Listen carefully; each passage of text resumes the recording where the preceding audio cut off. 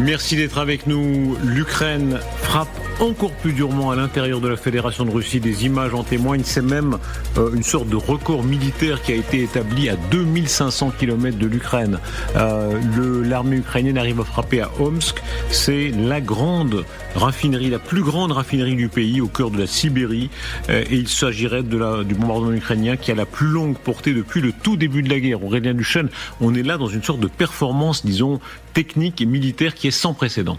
Oui, les Ukrainiens jusqu'ici avaient des drones longue portée, maintenant ils ont des missiles longue portée, les fameux Flamingo. Les Flamingo, pour en avoir visité l'usine, ils ont mis 11 mois à les concevoir et à commencer à les produire en série. Ils en produisent 3 par jour, qui peuvent porter théoriquement, et on voit que c'est de moins en moins théoriquement, jusqu'à 3000 km, avec 1 tonne de charge utile, d'explosifs. La deuxième chose, c'est que les Ukrainiens, désormais, ils massifient leurs raies. Il y a 2 ans, ils commençaient à taper à 1300 km au Tatarstan des raffineries, mais c'était des raies ponctuelles. Là maintenant, c'est toutes les nuits et en journée qu'ils peuvent frapper en masse. Aussi pourquoi ? Parce qu'ils déjouent les 3 lignes de défense aérienne des Russes qui ne peuvent pas voir venir ce genre de menace. L'esprit de l'audace ukrainienne, il y a beaucoup d'Européens qui ont toujours dit attention, faut pas trop provoquer l'ours russe, et là, ils sont vraiment dans la logique. C'est un effort industriel extraordinaire. Qu'on a connu en France que pendant la guerre de 14-18, on était effectivement capable de sortir je ne sais pas combien de modèles d'avions différents. Les avions en 1918 ressemblent pas du tout aux avions en 1914. Et les Ukrainiens ont été capables de faire ça, ce que l'industrie militaire française, hélas, n'est pas encore capable de faire, puisque en fait, en 2000, nous avons constaté l'importance des drones dans le combat moderne à l'occasion de la guerre entre l'Azerbaïdjan et par la Turquie contre les Arméniens du Karabakh. Eh bien, 6 ans plus tard, nos régiments ne sont toujours pas équipés de drones. Vous avez vu les Ukrainiens 1 an pour avoir des missiles qui vont aller affaiblir la capacité énergétique de la Russie, c'est-à-dire vraiment faire réfléchir les gens russes, faire la queue à toute la bourgeoisie devant les stations-service, la bourgeoisie de Moscou et de Saint-Pétersbourg. Et nous, en France, au bout de 6 ans, nos unités, nos régiments, dont ceux que vous avez commandé quel... Premier régiment étranger de cavalerie. Voilà, et bien même le premier REC est toujours pas équipé de drones. Général. Oui, on n'est pas... Alors, bon, déjà, on n'est pas, nous, en guerre, et à la limite, si on fabriquait 100 000 drones par mois, on en ferait quoi ? Parce que si on les stocke, dans 6 mois, ils sont obsolètes. On les file à l'Ukraine. Donc la vraie solution, c'est on fabrique... Alors, déjà, il y a pas mal de fabrication qui a lieu en France, en fait. Une partie de la fabrication ukrainienne est délocalisée au Danemark, en Grande-Bretagne, en Allemagne et en France. Donc, en réalité, on est en train de développer des savoir-faire réels, et simplement, on les stocke pas trop chez nous, et on s'en sert pas trop chez nous. Comment expliquez-vous que l'Ukraine n'ait pas davantage peur ? Ils ont des morts, il y a quelques heures, ils ont eu des morts, au moins 18 morts, il y a les bombardements, ils savent que chacun de ces coups aura son contre-coup. Je pense avoir peur, c'est gentil, mais enfin non, c'est pas gentil, mais ça change rien. En d'autres termes, la politique de terreur de Poutine, bon, elle terrorise les gens, mais elle ne change pas leur attitude. Alors qu'une politique ciblée à impact militaire, enfin stratégique, comme font les Ukrainiens, a un impact sur la population. Donc ils espèrent quoi ? 40 jours, ça va durer 40 jours, je crois qu'ils sont déjà à plus de 10 jours, on est au 10e jour ou quelque chose comme ça. Donc ils espèrent quoi en 40 jours ? Vu le rythme des destructions, dans 30 jours, il leur restera quoi aux Russes en raffinerie ? En station électrique, parce qu'ils sont en train de taper aussi les transformateurs maintenant. Les Ukrainiens veulent obtenir que Poutine, un jour, prenne son téléphone, appelle Trump et lui dise bon, allez, organise-moi un sommet avec Zelensky pour discuter de la paix. C'est ça ce qu'il veut obtenir. Oui, qu'il cède. Qu'il cède, en tout cas qu'il négocie. Il négocie, et ce que les Américains proposeront, c'est ce qu'ils ont déjà proposé, et que les Ukrainiens avaient déjà accepté, c'est-à-dire un cessez-le-feu sur la ligne de front actuelle. Et pour venir à votre question, pourquoi ils n'ont pas peur ? En fait, la question, elle se pose pas en peur ou pas peur, elle se pose en existence ou pas existentielle. Ouais. C'est-à-dire que les Ukrainiens peuvent avoir peur jusqu'à demain matin. Ils savent très bien que s'ils déposent les armes, la réponse de Poutine sera terrible. Ce sera pas seulement la Crimée, c'est-à-dire que à ce moment-là, Poutine sent qu'il va gagner. Il ne va plus avoir il y a plus de breaks, quoi. On peut plus l'arrêter. Donc en fait, pour les Ukrainiens, c'est existentiel. Et si je peux juste revenir à pourquoi les Français n'organisent pas une no-fly zone, ce qui devrait quand même bien aider les Ukrainiens si on peut pas leur envoyer autre chose, c'est que effectivement, je suis d'accord avec vous et ça c'est phénoménal. C'est que c'est pas la guerre de la France. En fait, on parle tout le temps de l'Ukraine comme étant européenne, mais dans l'esprit européen, l'Ukraine appartient à la Russie. Et en plus de ça, comme la Russie mène une guerre hybride... Mais dans l'esprit de quel européen ? Dans l'esprit européen. Plus, une seconde, la propagande russe qui traite l'Ukraine et qui traite ce conflit comme... Les Russes ne sont plus dans l'histoire, hein. Donc en fait, pour l'histoire avec un grand H, ils sont au-delà de ça. Ils sont dans la propagande totale, la guerre hybride, etc. Eux, ils présentent cette guerre comme une continuation. Oui, mais ça c'est la propagande russe. Mais on peut pas dire que. Bien sûr, mais ça marche chez nous. En 2026, vous pensez vraiment que beaucoup pensent que l'Ukraine est encore la Russie ? Bien sûr, je pense absolument que pour les Européens, l'Europe centrale, enfin l'Union européenne, occidentale. Parce que les Polonais, ils le pensent exactement. Pas trop, les Polonais ne le pensent pas parce qu'ils sont à la frontière. Justement. Mais pour l'Européen moyen, pour le Français moyen, on va aller se faire tuer pour l'Ukraine ? Non, parce que l'Ukraine... Donc ils ont peur. Donc on a peur. C'est pas une question de peur, c'est une question de... On comprend pas, c'est vraiment pas notre guerre en fait. C'est une guerre de sécession. Non, mais au-delà de ça, est-ce que vous vous rappelez... Non mais pardon, on peut pas dire que c'est une guerre de sécession. Est-ce que vous vous rappelez de cette série anglaise... La France aide, il faut pas diminuer l'aide de la France. Non, je diminue pas, mais... Donc si la France fait cette aide, c'est que ça reflète une volonté populaire quand même. Non, ça reflète pas du tout une volonté populaire de la manière dont je le vois, ça reflète une... Donc attendez, si les Français... Attendez, soyons clairs. Vous pensez que si les Français votaient, ils voteraient pas pour aider l'Ukraine ? Ils voteraient pour aider l'Ukraine, mais ils voteraient pas pour envoyer des soldats se faire tuer en Ukraine, ça non. Quand je dis que c'est une guerre de sécession, c'est en fait, ce que je dis là, c'est qu'en 1991, Yeltsin, qui est élu démocratiquement, oui, mais on est en 2026, accepte la dépendance. On est en 2026. Et, voilà, on est en 2026, mais pas pour Poutine. Hein. Mais en fait, il l'a accepté. Ensuite, ils n'ont plus accepté. Et c'est en fait une guerre de sécession de l'Ukraine qui n'a plus envie d'appartenir au monde russe. On a compris. Ça, voilà. Donc c'est fini. 91 est fini. Oui. Enfin, la guerre de sécession sont les États sécessionnistes qui ont commencé. Alors que là... Je veux juste rappeler quand même une série merveilleuse anglaise qui s'appelait Yes Prime Minister, où à un moment son conseiller lui dit mais qu'est-ce qui se passe si les Russes envahissent l'Europe ? Il dit j'appuie sur vous appuyez sur le bouton rouge ou pas ? Et en fait il lui montre à chaque fois s'il envahit l'Ukraine on s'en fiche, s'il envahit la Pologne on s'en fiche, si on envahit... Mais en fait ça a pas changé. Et ça c'était en 90. L'Ouest a quand même changé. Je vous recommande de lire, dans C'était perfide, s'il vous plaît, dans C'était perfide, dans C'était de Gaulle de perfide, il raconte de quelle façon le général de Gaulle, de manière assez cruelle, quand les chars russes entrent à Prague, dit ça, on ne va pas faire grand-chose pour eux. En gros, tant pis pour eux, ils sont du mauvais côté. Surtout qu'ils ne défendent pas. Mais en fait, de Gaulle a refusé de serrer la main de l'ambassadeur soviétique qui est venu lui annoncer la nouvelle. Bon, c'est les vieux Français, parce qu'il n'y a pas que les petits milieux parisiens très proches de Bruxelles, etc. Il y a aussi la France profonde. Et Giscard, j'ai assisté à un de ses derniers dîners publics. Bon, je peux en parler, il y avait 200 personnes, c'était... Et moi, je lui pose une question sur l'Ukraine. Il y avait déjà eu l'affaire de la Crimée, etc. Et devant 200 personnes, l'ancien président de la République française, Valéry Giscard d'Estaing, totalement désinhibé, m'a dit « Mais enfin, monsieur Girard, l'Ukraine n'a jamais été un pays. » Donc, vous voyez, ce sentiment, Léa, elle n'a pas totalement tort quand elle dit ça. Oui, mais ils ont peut-être tort, ces Français-là, mais c'est ce qu'ils pensent. Oui, mais les choses changent, parce que même Emmanuel Macron... au début de cette guerre, était dans l'idée de c'est aussi le pays de Pouchkine et Dostoïevski, ou de Gogol, dont beaucoup de Français ignoraient qu'il fut ukrainien et non pas russe. Les choses ont tellement changé. Les Français, c'est triste à dire, auront découvert l'Ukraine comme pays, comme nation. Vous prenez par exemple les rayons de grandes librairies de différentes villes françaises. Vous avez des rayons de littérature italien. C'est cette guerre de survie qui a révélé l'Ukraine. En tout cas, aujourd'hui, les Russes voient bien que la guerre ne se déroule pas telle que Poutine le leur a vendu à la télévision. Écoutez, Je sais là, pas on si est à Gogol Homs. est ukrainien, mais moi j'ai lu Murtvi simplement. Mais bon, alors Gogol c'est un Ukrainien alors qu'il écrivait en russe. Mais visiblement. Gogol écrivait en ukrainien, comme Ceausescu, etc. Non, Gogol. Les choses évoluent. Zelensky âme, parlait très mal ukrainien. Son livre le plus connu, ce sont Les âmes mortes, et c'est écrit en russe. Où il y a une pièce de théâtre très connue qui s'appelle Révisor. C'est écrit en russe, mais c'est pas grave. On peut dire voilà.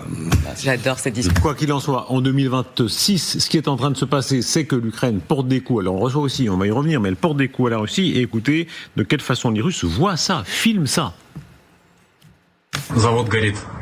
Все официально. L'usine est en feu, c'est officiel, mais ne regardez pas les flammes. C'est cette partie-là qui devrait vous intéresser. Ça fait à peu près 10 minutes que ça a dû se produire. Я звуков не слышу, я далеко нахожусь. Но вот у меня prime вид на эту всю ситуацию, короче, здесь есть. Так что вот сейчас реально не медлите. Il ne faut vraiment pas tarder. Ceux qui ont une voiture et qui me regardent, qui va à la station-service? На канистры. Если кто-то не знал, сегодня с канистрами берете на заправку и последнее, что осталось, выебываете. Сегодня. Это серьезно. Это реально серьезно. Si certains ne le savaient pas, aujourd'hui, vous pouvez emporter des bidons d'essence. Et c'est la dernière chance que vous aurez aujourd'hui. C'est sérieux, c'est vraiment sérieux. Les files d'attente vont bientôt devenir interminables. Сразу от вам информация от первых рук. Comme ça. Et regardez là les files d'attente, puisque non seulement les Russes voient ça, filment ça, mais ils doivent observer. Regardez, les files de camions. Je ne sais pas si vous voyez ça, sur des kilomètres et des kilomètres, les voitures attendent. On verra plus tard les camions. Là, il se passe quelque chose d'extrêmement grave pour lui. Parce que c'est la première, enfin pas la première fois, mais là ils le sentent complètement les Russes. C'est-à-dire que si à un moment ils pouvaient ignorer en se disant on envoie au front seulement nos paysans ou nos soldats de carrière, là tout d'un coup ça arrive exactement dans la. C'est un peu l'idée de ce que vous disiez, c'est on attaque la bourgeoisie, on attaque les décisionnaires. Tout d'un coup ça touche tout le monde. Quand la guerre commence à se populariser à ce point-là ou à se démocratiser, à déjà des grosses dissonances et il va avoir du mal à tenir son discours de l'Occident est contre nous, ils essayent de nous faire tomber, etc., etc. Parce que là, c'est comme, vous vous rappelez, il y avait une propagande soviétique quand on voyait des files devant des magasins en France. On disait les Français aussi font la queue pour avoir le pain, mais ils faisaient la queue pour acheter le caviar avant Noël. C'était complètement différent. On est tous pareils, tous les peuples sont pareils. On aime bien la victoire. Il y a un livre terrible qui a été écrit sur Stalingrad, l'opinion française. Il y a l'opportunisme a changé de main après Stalingrad. Avant Stalingrad, on pensait que les Allemands gagnaient, donc un certain nombre de gens étaient un peu pro-allemands. Et puis juste après Stalingrad, c'est quelle date Stalingrad? 2 février 43. Janvier 43. Voilà. C'est 2 février, je crois, la reddition de Paulus. Voilà, donc février 43. Février 43, il y a beaucoup de gens qui, tout à coup trouvent que voilà, ils changent de. Mais l'Ukraine. Est-ce que là, est-ce qu'en Russie, on vit ce moment Stalingrad? Un certain nombre de Russes qui se disent tiens. Oui, là c'est tout à fait certain que là les gens commencent à se disent que Poutine leur a menti. Il dit c'est une petite opération spéciale, on va gagner, etc. Et là on n'a plus d'essence alors qu'on est un grand pays pétrolier. Et c'est tout à fait la transformation de l'Ukraine est quelque chose d'un effort tout à fait remarquable. Moi j'ai connu l'Ukraine en guerre, mais j'ai connu l'Ukraine d'avant, si vous voulez. Et c'était un pays qui n'était pas du tout intéressé par les affaires. C'était un peu le bordel, il faut le dire. En Ukraine, pas les seuls. Voilà, on assassinait parfois les journalistes, etc. Mais ça ne les intéressait pas. Et à partir du réveil de la Crimée et surtout de l'invasion, la transformation et la capacité de l'Ukraine à décider d'une stratégie et de s'y tenir, la stratégie, elle a 2 ans, c'est s'attaquer au complexe énergétique russe pour les faire céder par l'économie. Et d'être capable d'aller ça et d'avoir fait les armes qui sont capables de faire ça, de s'en tenir, alors qu'on ne voit pas exactement quelle est la stratégie russe. Elle n'est pas flagrante, mon général. Et ça craque. Écoutez, Soloviev, c'est un cas très intéressant. Il était 100% pro-Poutine. Ça s'est un peu gâté. Il est un peu sur sa droite maintenant. Il a été privé du prix, un prix annuel en Russie si vous êtes le lèche-pied, comment on appelle, le faillot d'honneur. Et il a cette année, il n'a pas eu le prix du faillot d'honneur. C'est allé à d'autres. Et écoutez-le, il y a des traces. Que nous faut-il de plus pour mener chaque nuit des frappes fortes et puissantes? сильные, мощные, точные. Вот чтобы такие, наверное, для этой цели необходимо. Il faut que notre industrie soit capable de produire davantage d'armes. Il faut instaurer une responsabilité individuelle pour ceux qui sont chargés de la sécurité des raffineries. Ont-ils fait tout ce qu'ils pouvaient? Comment ont-ils géré les menaces qui existent depuis plusieurs années et dont on était au courant? Pourquoi ont-ils préféré faire semblant de s'en occuper en ne faisant rien, à part donner des armes à 3 incapables pour se protéger d'on ne sait quoi?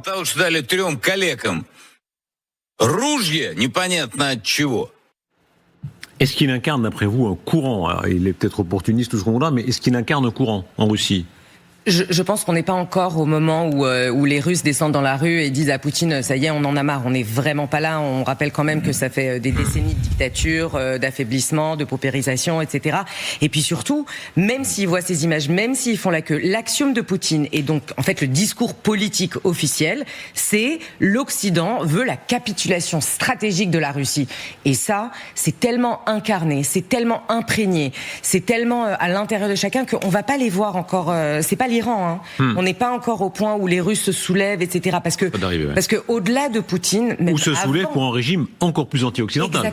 Exactement. Après, le fait que ça soit un régime anti-occidental, c'est pas le premier, ça sera pas le dernier. Mais Poutine a poussé ça tellement loin, avec un endoctrinement et puis surtout avec une répression interne. Faut pas l'oublier quand même, une répression interne très très forte. Si t'es pas avec moi, t'es contre moi et tu vas aller en prison, etc., etc. Donc c'est beaucoup plus complexe que de faire la queue pour le. Allez, pour cela le étant, général Yakovlev, vous êtes un général français. Il y a eu parfois certains généraux français là pendant la guerre d'Algérie qui est une petite tentation putschiste. Et est-ce que non, ça n'a rien à voir. Non, attendez, peut-être ça n'a rien à voir. Mais enfin, dans tous les pays du monde et toutes les civilisations, il y a parfois des putschs, ou des pas un putsch pour dessouder le régime, c'était un putsch pour que le régime change sa ligne pour le cas particulier de l'Algérie. Voilà. Mais il ne remettait pas en cause la République, etc. Oui.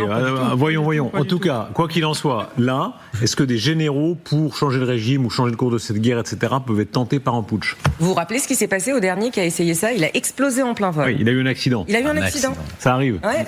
Oups. Général.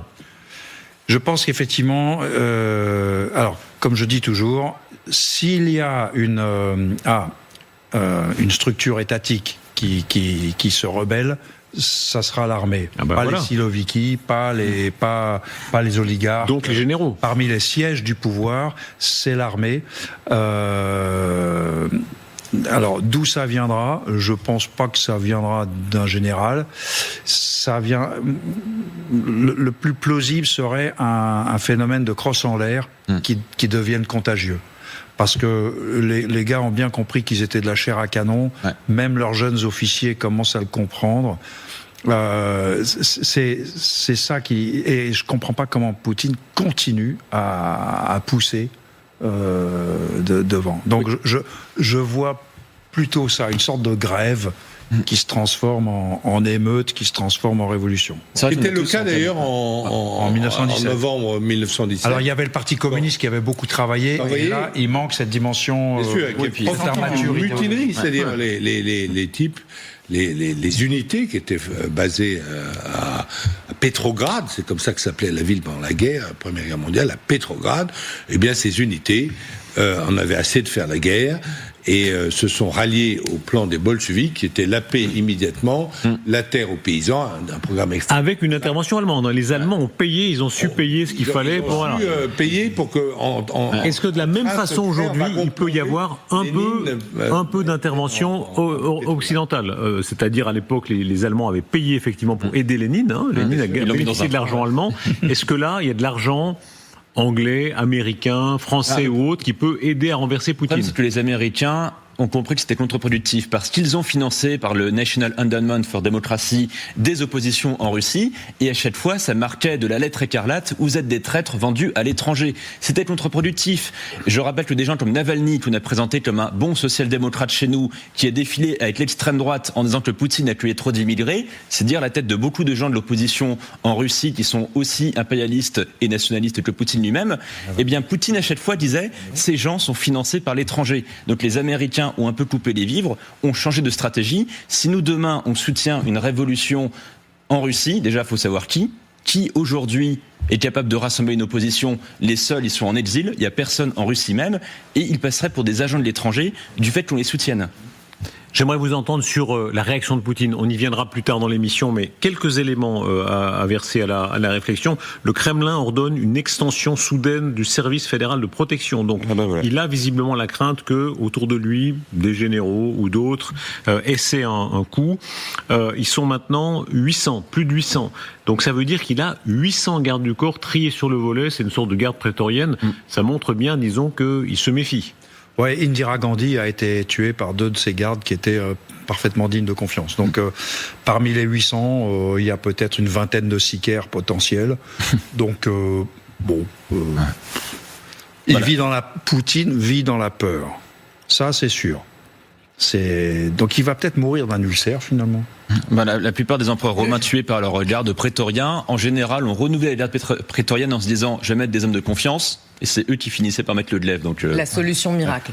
Mais je voudrais revenir à ma guerre hybride. Parce que la guerre hybride, ça veut dire quoi ? Ça veut dire une attaque. C'est militaire, c'est les renseignements, c'est culturel, c'est diplomatique. Et face à ça, l'Europe, elle n'a pas de réponse. Elle remet une agence et des régulations avec ses dérégulations et recrée une agence qui a déjà existé face à une autre agence. La France a sorti en grande pompe un compte Twitter pour gérer la désinformation. C'est du n'importe quoi. French Response ? Ouais, French Response. C'est devenu un peu mieux, mais les premiers tweets, c'était vraiment... franchement, un gamin de 14 ans aurait fait mieux. Mais c'est pas avec c'est pas ce compte-là. A des millions de rebonds. D'accord, il a des millions de rebonds. Mais il y a des opérations de propagande ukrainienne qui ont très bien marché. L'histoire de Nord Stream, l'Ukraine a menti de façon très efficace. Mais là, on parle pas de l'Ukraine. Super opération de propagande de la part de l'Ukraine. Là, je parle d'une réponse européenne. La Russie, on rappelle quand même, a réussi à faire dégager la France du Sahel. Ça, c'était pas seulement de l'argent payé là-bas. C'était des opérations d'influence phénoménales. Et nous, on est tout le temps sur la défensive. En fait, nous, on est sur la défensive au lieu d'aller sur l'offensive. La propagande, c'est pas rien. Vous imaginez très bien ce qui peut être répercuté sur TikTok, sur Insta, sur tous ces réseaux sociaux qui sont délirants de... Vous avez raison, mais rappelons que les Américains avaient réussi à truquer les élections de 96 en faveur de Helsinki. Donc, ils ont des moyens aussi. C'est-à-dire, ils ont, en tout cas, payé. C'est pas eux. En fait, ils ont payé. Ce qui s'est passé en 96, c'est que Poutine, Yeltsin a utilisé ce qu'on appelle la réserve. La réserve présidentielle, ce sont les mёrtvié-douchi dont parlait Gogol. La même chose. On a une petite réserve qu'on met. Et effectivement, les Américains qui étaient complètement présents au Kremlin à l'époque ont vu tout ça et ont couvert tout ça médiatiquement. On dit non, il a gagné, etc. Parce qu'ils ont soutenu. En fait, c'est le communiste qui a gagné à l'époque. Donc les Américains ils prêchent la démocratie, etc. Mais ils savent manipuler. De mentir, de manipuler, de préférer le type qui a le moins de votes, etc. Parce que Yeltsin, c'est leur proconsul. Donc ils voulaient le garder. On verra comment ils agissent cette fois-ci. Quoi qu'il en soit, restez bien avec nous. On reviendra à ces événements et surtout à la réaction de Vladimir Poutine. Et on entendra des propos de Vladimir Poutine qui donnent le vertige. Parce que ou bien il perd la face et il cède, ou bien effectivement il va dans un certain nombre d'aventures. Dans quelques instants, Laure Lavalette nous rejoindra sur ce plateau puisqu'on est à J-1 ce mardi dès 12h, édition spéciale sur LCI. Nos équipes se mobilisent sur le terrain. On sera en direct du palais de justice dans tous les lieux clés. Quel sera l'avenir de Marine Le Pen ? La décision de la Cour d'appel, oui ou non, sera-t-elle en position de se présenter à l'élection présidentielle ? Première réaction, toutes les analyses sur TF1, sur LCI. Elle sera aussi l'invitée du journal de 20h de TF1 et on se retrouve donc avec Laure Lavalette et nos éditorialistes dans une poignée de secondes. À tout de suite. Bonsoir, rebonsoir, c'est un des plus grands suspens de l'histoire politique de la Ve République. Dans quelques heures, on saura si Marine Le Pen peut ou non se présenter à l'élection présidentielle. C'est une décision de justice qui tranchera plus exactement la décision de la Cour d'appel. Nos équipes se mobilisent, ce sera une journée spéciale évidemment ce mardi sur TF1, sur LCI, sur TF1. Marine Le Pen prendra la parole au journal de 20h. Expliquez-nous d'abord, vous êtes avec nous Benjamin Morel, avec nous également Laure Lavalette, merci beaucoup beaucoup, député RN du Var, porte-parole du groupe RN à l'Assemblée nationale. Deux voix peut-être un peu plus à droite avec vous, Renaud Girard, un peu plus à gauche avec Adrien Matou, nos deux confrères. Merci beaucoup à vous aussi. Expliquez-nous d'abord, s'il vous plaît, Benjamin Morel, exactement ce qui peut sauver ou non Marine Le Pen demain, notamment ces 2 ans d'inéligibilité. Oui, il faut bien comprendre que Marine Le Pen a été condamnée le 31 mars 2025 à l'inéligibilité. Alors pour 5 ans, mais avec exécution provisoire. Ça veut dire qu'elle est inéligible depuis ce 31 mars 2025. 31 mars 2025, 31 mars 2027, si elle est condamnée demain à moins de 2 ans d'inéligibilité, eh bien à ce moment-là, ça veut dire que la peine courant depuis déjà plus d'1 an, elle pourrait être éligible au jour du premier tour, c'est-à-dire le 18 avril. Ça veut dire que pour elle, le scénario qu'on voit ici, c'est que son éligibilité reprendrait, si j'ose dire, juste avant l'élection présidentielle. Exactement. Et on considère, au regard de la jurisprudence du Conseil constitutionnel, que c'est le jour du premier tour qui fait foi. Et donc à partir de là, 18 avril, il y a encore un peu le temps entre le 31 mars et la date du premier tour. Donc elle pourrait être éligible et pourrait se présenter. Laure Lavalette, avez-vous le trac ? Non, on a hâte, surtout. C'est long, vous le disiez, ça fait pratiquement 400 jours, un peu plus qu'on attend ce verdict. Donc on a évidemment envie de savoir si les Français vont pouvoir voter pour la candidate qui est la mieux placée pour évidemment remporter l'élection présidentielle. Vous avez raison, c'est un moment important quand même pour notre famille politique. Vous le savez, vous l'avez interviewé il y a peu de temps, c'était la semaine dernière.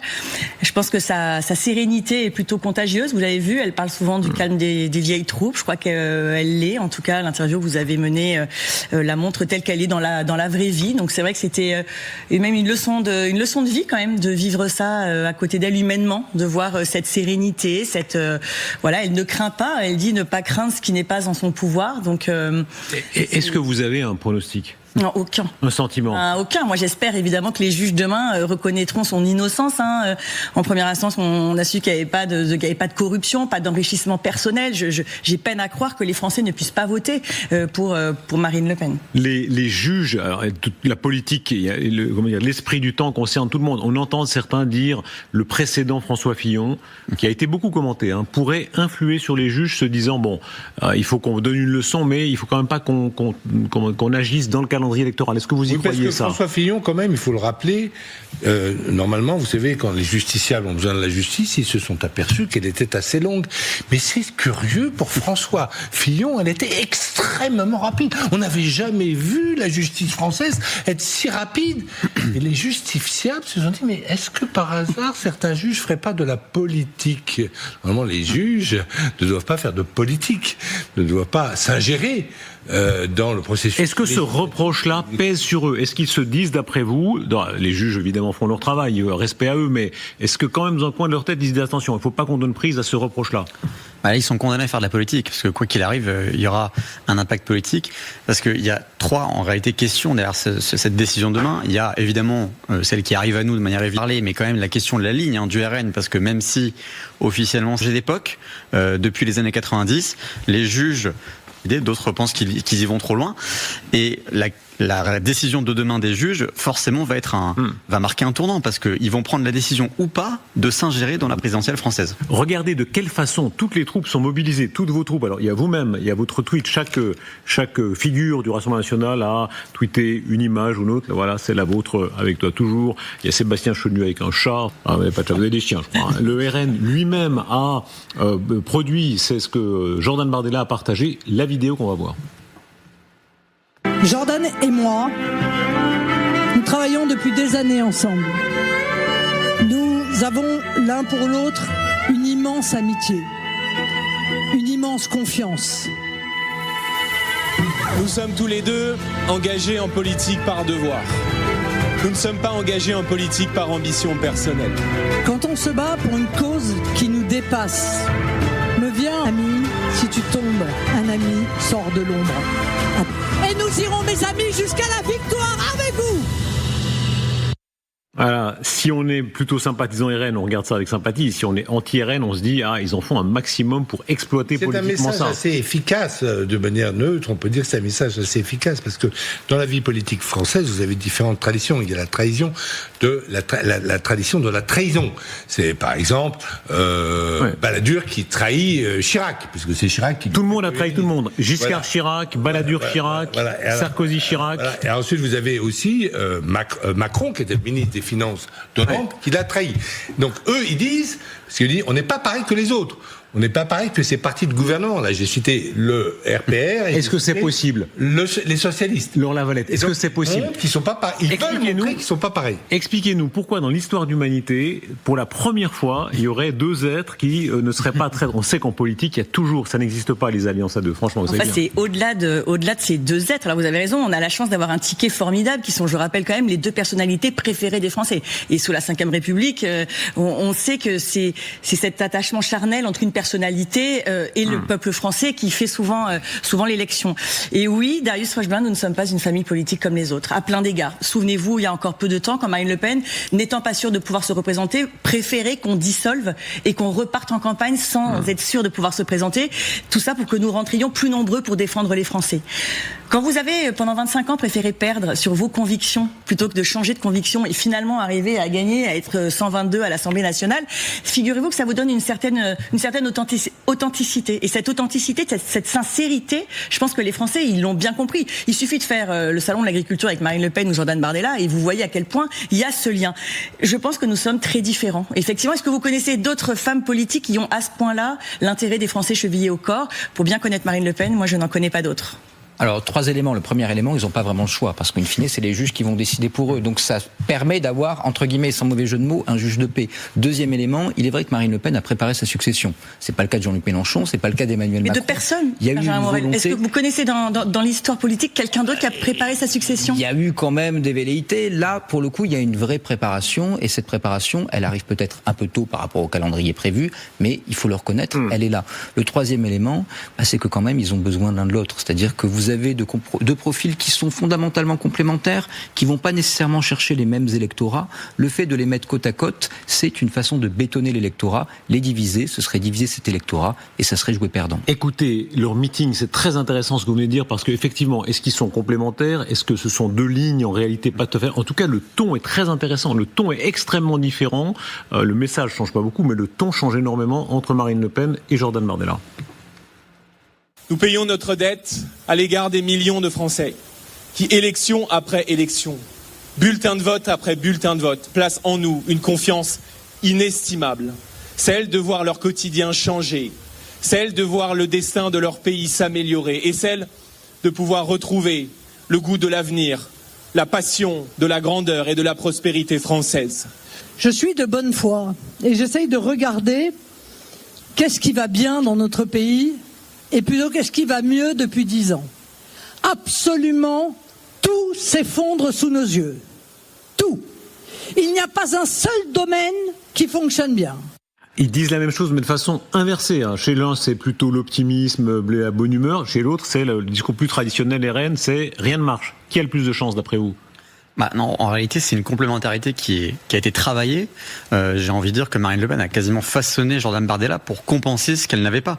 C'est-à-dire qu'on dit souvent au RN que Marine Le Pen parle au socle, les électeurs de classe populaire, et que Jordan Bardella est plus sur l'électorat de conquête, donc ces électeurs plus aisés, plus de droite, qui attendent un discours plus libéral.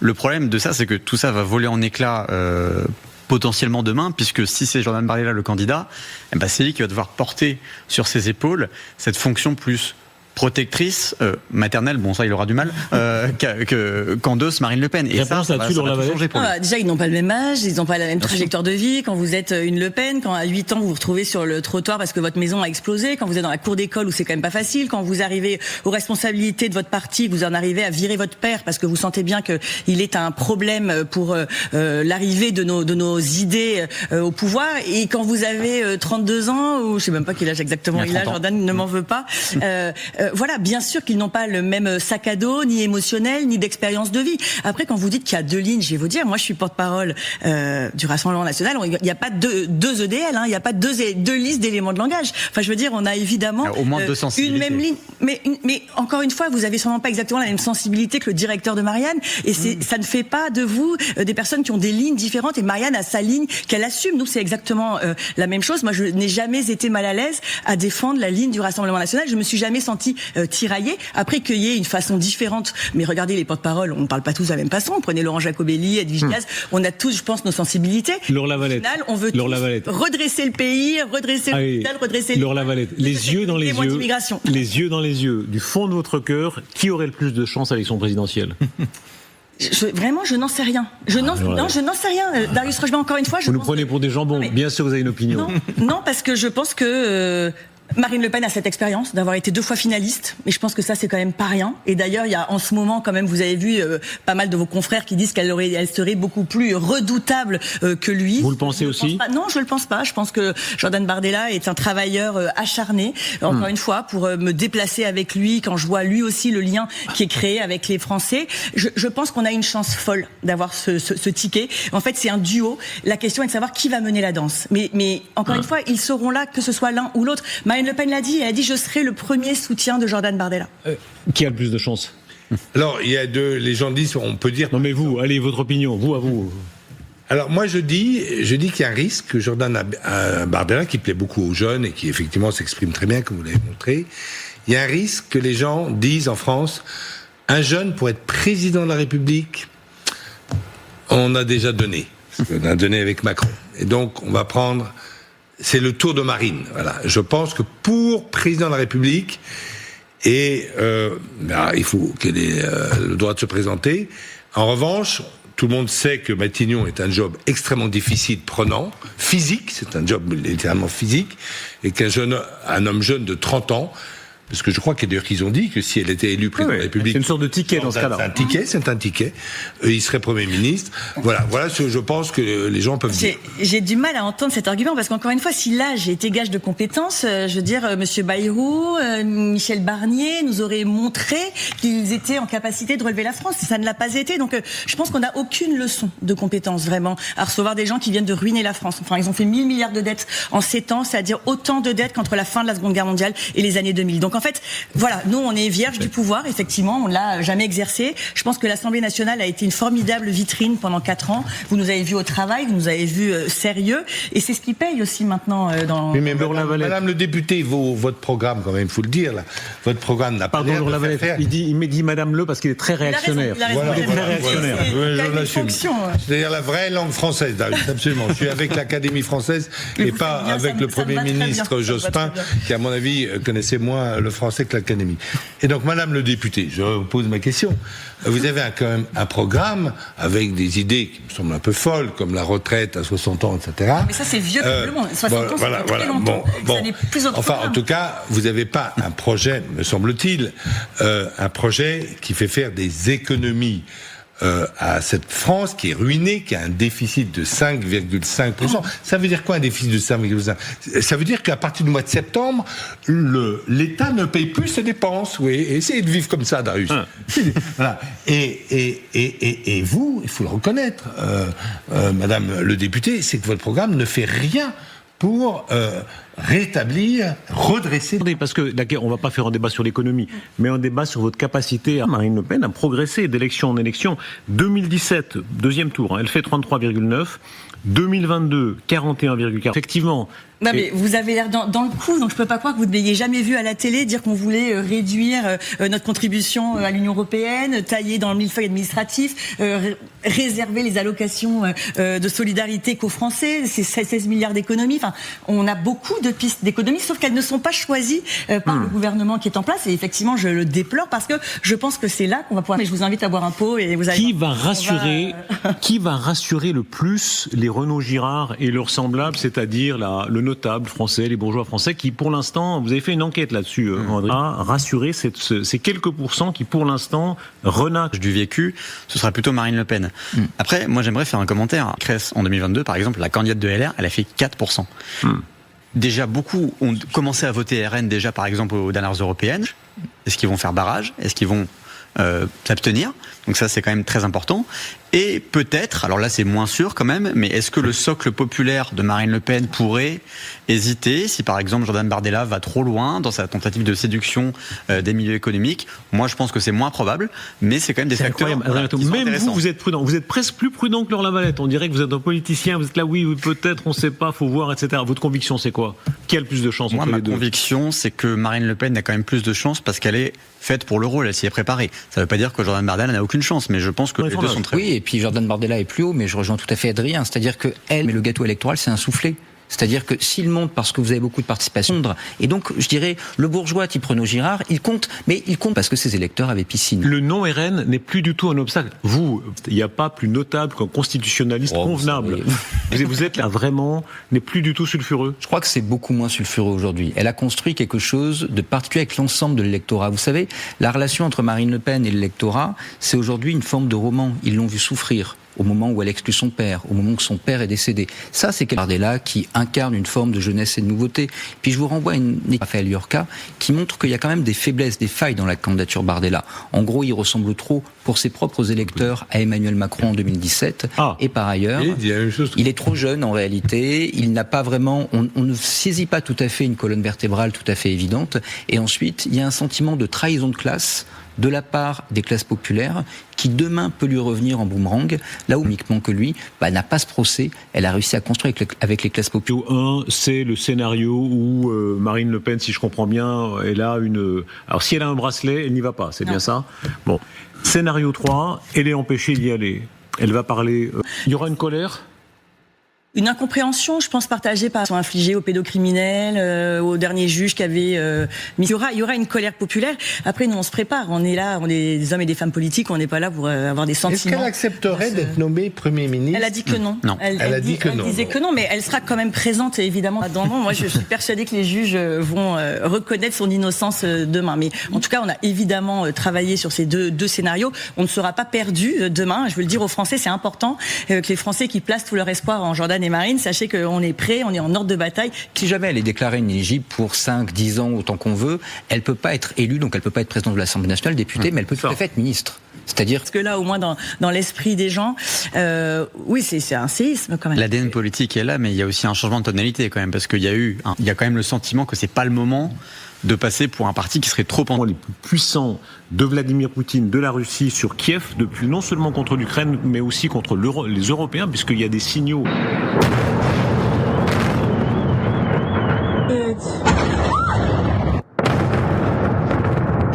Les chars, j'en avais 100. 100 chars. Et voilà. vous avez des chars de bataille. Après, les véhicules complets de blindés de paix. On entend ici, au son, on est là sur une attaque de très très grande envergure de la Russie contre Kiev ce soir. Oui, absolument. Et là, ce ne sont pas des drones. Véritablement, ce qu'on entend, c'est plusieurs centaines de kilos. Un Shahed, c'était à peu près 50 kilos. Ça détruit, vous voyez, un appartement, mais ça fait pas tomber un immeuble. Là, visiblement, avec le bruit qu'on entend, c'est quelque chose de très important et qui est la réponse effectivement aux tirs sur les raffineries. Ils ont tiré aujourd'hui sur la plus grosse raffinerie à 2000 et un petit peu. Mais eux, ils tirent sur la population quand de l'autre côté, on a des cibles stratégiques et économiques. Il y a une démonstration. Vous avez souvent rencontré Poutine. On sent là, dans ces images, une volonté, pas seulement militaire, parce que les faits militaires, on va en reparler, mais de montrer la force. Parce qu'il est humilié avec les frappes sur Saint-Pétersbourg ou sur Moscou. Et donc, il se venge clairement sur Kiev. En plus, le sommet de l'OTAN commence demain. Donc, il y a une volonté de part et d'autre de démontrer à Trump qu'on est la partie gagnante. Capitale russe. Et les Russes disent, on n'a pas perdu. On a occupé Konstantinovka, même si c'est pas complètement le cas, et on peut frapper Kiev. Montrer à Trump, c'est frappant. Comme si le monde entier était une sorte de théâtre où chacun veut d'abord regarder ce que Trump, le chef suprême, pense. Mais il n'y a que lui, en réalité, qui peut aider à résoudre ce conflit.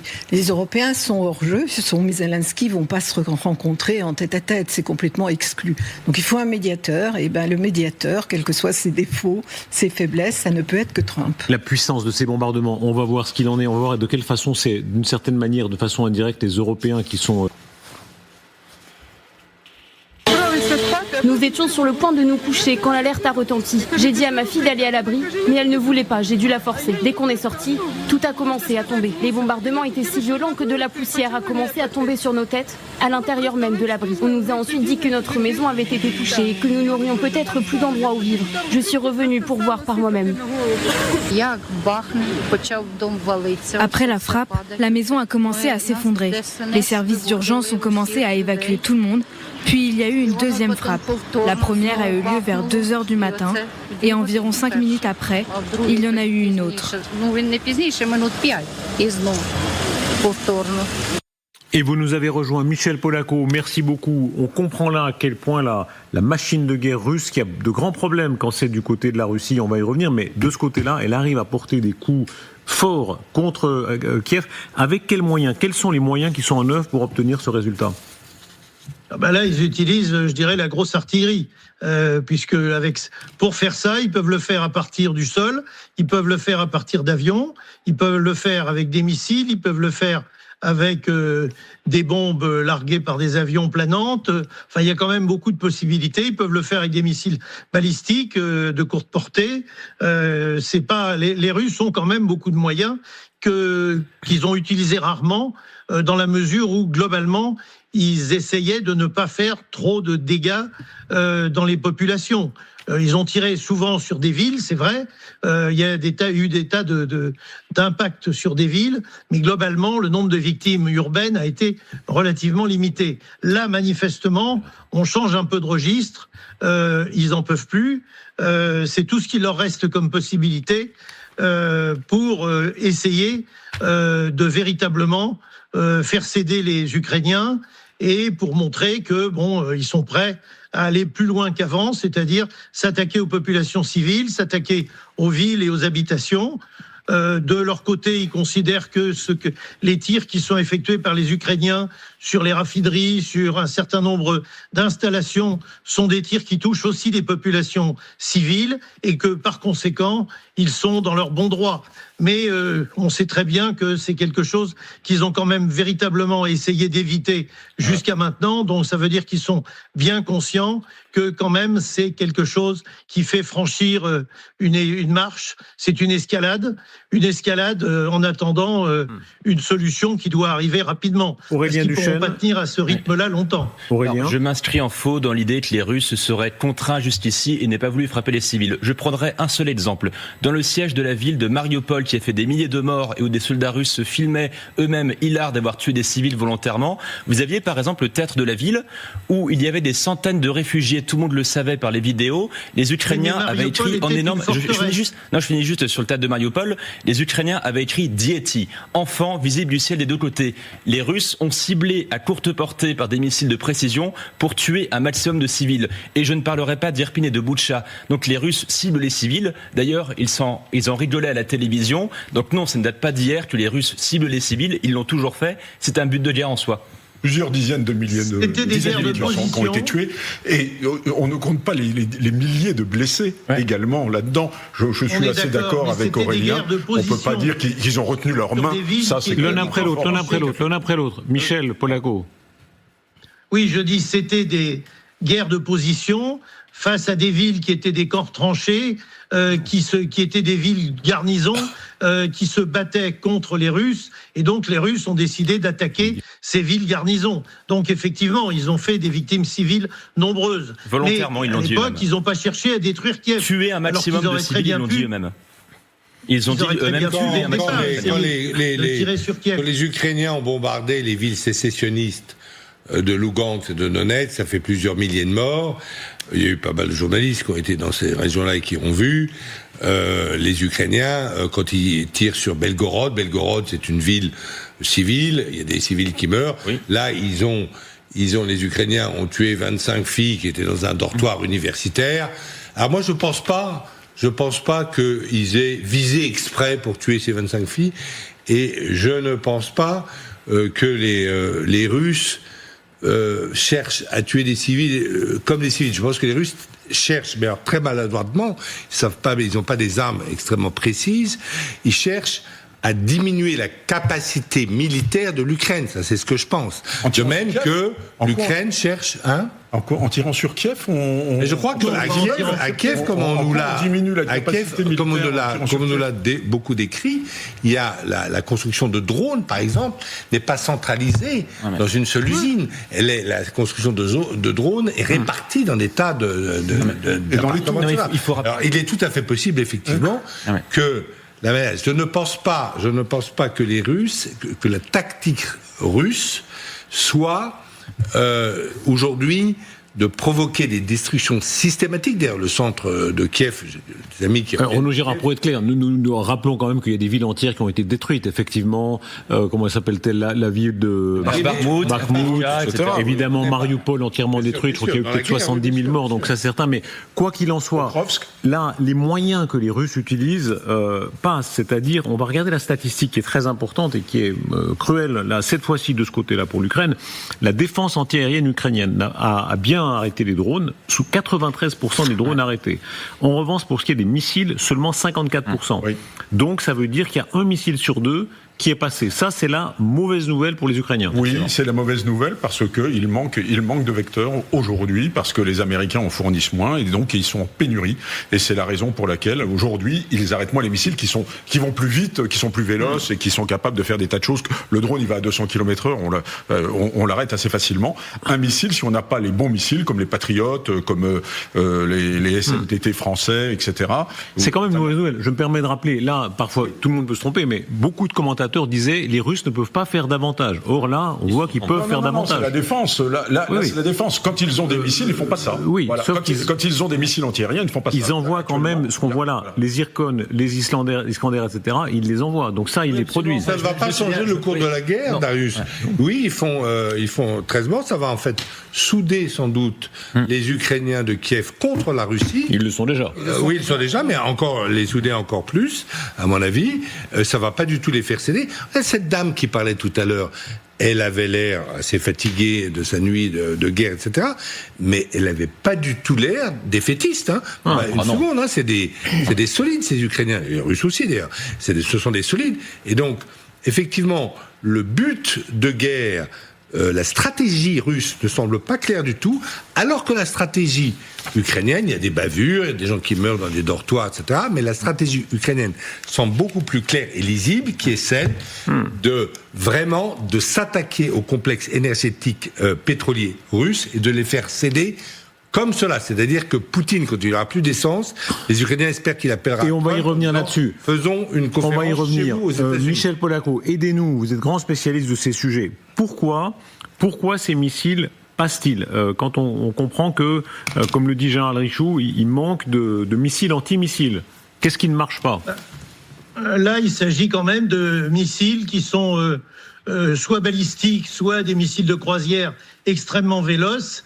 Et pour les arrêter, il faut des armes adaptées que les Ukrainiens ne possèdent plus ou plus en quantité suffisante, parce que les Européens n'ont pas les moyens de leur donner plus de missiles antimissiles, parce que les Américains n'ont pas les moyens de leur donner plus de missiles antimissiles, et parce que les Russes avaient manifestement un peu plus de Zircon et d'Iskander qu'on ne le pensait. Ils les ont montrés, ils les ont utilisés par toute petite quantité. À chaque fois, on en a beaucoup parlé, mais ils en avaient tiré 3, ils en avaient tiré 5.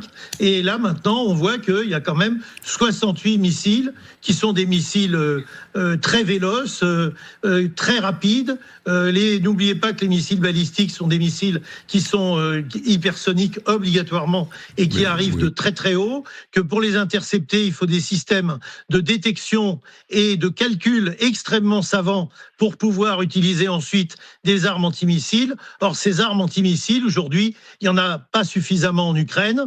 Il y en a en Pologne, il y en a en Allemagne, mais les Allemands, ils veulent garder les leurs, les Polonais, ils veulent garder les leurs, parce que tout le monde a peur d'avoir besoin de s'en servir, vous comprenez ? Un moment important, parce qu'effectivement, on comprend que, contrairement à un discours un peu allant qu'il y avait il y a quelques mois, quand on disait « ne vous inquiétez pas, les Russes sont à bout, et puis de toute façon on va aider tout ce dont ont besoin les Ukrainiens, on leur donnera ». Non, les Européens sont à court de certains moyens. On se faisait traiter de pro-russe quand il y a 3 ans, on était certains à dire « non, arrêtez de dire que la Russie est à court de missiles et qu'ils en sont vraiment à faire les fonds de tiroir ». La Russie a triplé depuis 2022 sa production de missiles balistiques. Ils sont à peu près à 3000 par an l'année 2025, ce sera plus cette année. Les Ukrainiens, eux, n'ont eu que 600 missiles PAC-3 Patriot depuis 2022. Les dernières batteries, les dernières livraisons qu'ils ont payées, les Américains les ont même pas livrés, ils devaient les livrer aussi à des alliés. On en est là. Et nous, les Européens, on doit nous concentrer sur la défense antimissile. Les Ukrainiens interceptent à plus de 90% les drones, mais c'est sur les missiles qu'il leur manque beaucoup. Et c'est là où il faut vraiment passer la vitesse 4. Donc l'économie de guerre... Michel Polaco. Allez-y. C'est pourquoi c'est Zirka, c'est ça? Zircon et l'autre, il s'appelle comment? Calibre. Pourquoi ces missiles balistiques sont si imprécis?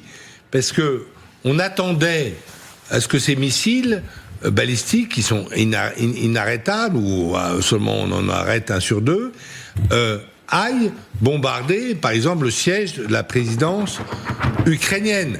Alors, est-ce que c'est parce qu'il y a un deal avec les Russes, vous vous attaquez pas au Kremlin, on s'attaquera pas à la présidence ukrainienne, ou est-ce que c'est parce que ces missiles, les Russes ne sont pas capables d'avoir la précision des missiles, alors que les Israéliens et les Américains l'ont montré dans la guerre contre l'Iran, ont été capables de cette précision dans le tir de leurs missiles? Alors malheureusement, la réponse est très simple. Ce sont des missiles qui, a priori, ont été conçus pour transporter des charges nucléaires. Or, quand on transporte des charges nucléaires, on a besoin d'avoir des précisions de l'ordre de 500 mètres, 1 kilomètre, même 2 kilomètres, parce que ce sont des missiles qui transportent des charges qui sont d'une puissance absolument considérable. Donc, les systèmes de guidage ne sont pas du tout de la même précision que, par exemple, les missiles de croisière, comme utilisent les Américains, les Tomahawk, par exemple, ou nous, quand on utilise des Scalp, qui sont des missiles qui ont des charges relativement faibles, mais qui sont véritablement conçus pour faire des frappes chirurgicales. Là, il ne s'agit pas de frappes chirurgicales, il s'agit de missiles qui, à l'origine, ont été conçus pour transporter des armes nucléaires et qui donc, évidemment, n'ont pas du tout la précision qu'ont les missiles plus modernes, plus sophistiqués, que possèdent les Européens et les Américains aujourd'hui. Je vous arrête, pardon. Michel Polaco. Michel Polaco, s'il vous plaît. Ce que vous venez de dire est important. Hein. Ce sont des missiles faits pour transporter des charges nucléaires. Est-ce que ça compte, disons, dans le message que délivrent les Russes? Oui, le message de la dualité. Non, je ne crois pas que ça compte dans le message. Excusez-moi, c'est à moi que vous posez la question. Allez-y. Je ne crois pas que ça compte dans le message. Ce qui compte dans le message, c'est qu'ils les utilisent et qu'ils les utilisent en plus grande quantité et qu'ils savent, en les utilisant à proximité des villes ou sur les villes, qu'il va y avoir des dégâts qui vont être beaucoup plus importants. Donc c'est pour ça que je vous disais que quelque part la guerre est en train de changer un petit peu de pas ou de rythme, exactement comme les Américains auraient pu faire en Iran s'ils avaient décidé de poursuivre les opérations. Ils auraient été obligés de frapper des centres,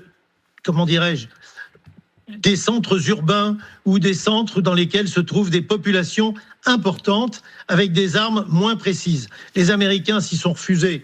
Ils ont décidé d'arrêter les opérations. En revanche, les Russes, qui jusqu'à maintenant le faisaient, je dirais, avec beaucoup de parcimonie, ont décidé maintenant que c'était leur dernière possibilité pour montrer leur force et leur puissance pour désespérer l'adversaire. Léa Landman. Alors, 2 petits points. D'abord, ils l'ont pas fait avec parcimonie. Deuxièmement, en Iran, il y avait d'autres cibles avant les cibles de population. Il y avait toute l'infrastructure qui n'a presque pas été touchée. Et troisièmement, le tempo qui change maintenant. D'abord, on va voir combien de temps il change ce tempo. On saura seulement dans la semaine qui vient si c'est un message russe ou pas. Mais en tout cas, entre ce que dit le général et le fait qu'on ait eu 400 missiles, 70 missiles et le reste en drone, ça veut quand même dire sur Kiev, ça veut quand même dire que les Russes n'essayaient pas d'atteindre ni des laboratoires, ni des usines, ni rien du tout. L'idée, c'était de faire des dégâts, puisqu'ils envoient ce genre de missiles qui ne sont pas précis. L'idée, c'est de faire des dégâts. Et ce qui est vraiment intéressant dans cette histoire, c'est qu'ils savent très bien, les Russes, que c'est pas ça qui va faire plier les Ukrainiens. Quel est le message à destination des Européens? Regardez ces images sur le Zircon en particulier. La télévision télévision russe, de façon assez complaisante, montre des images de ce missile qui est un très ancien projet des Russes. Dites un mot de ça, de ce missile.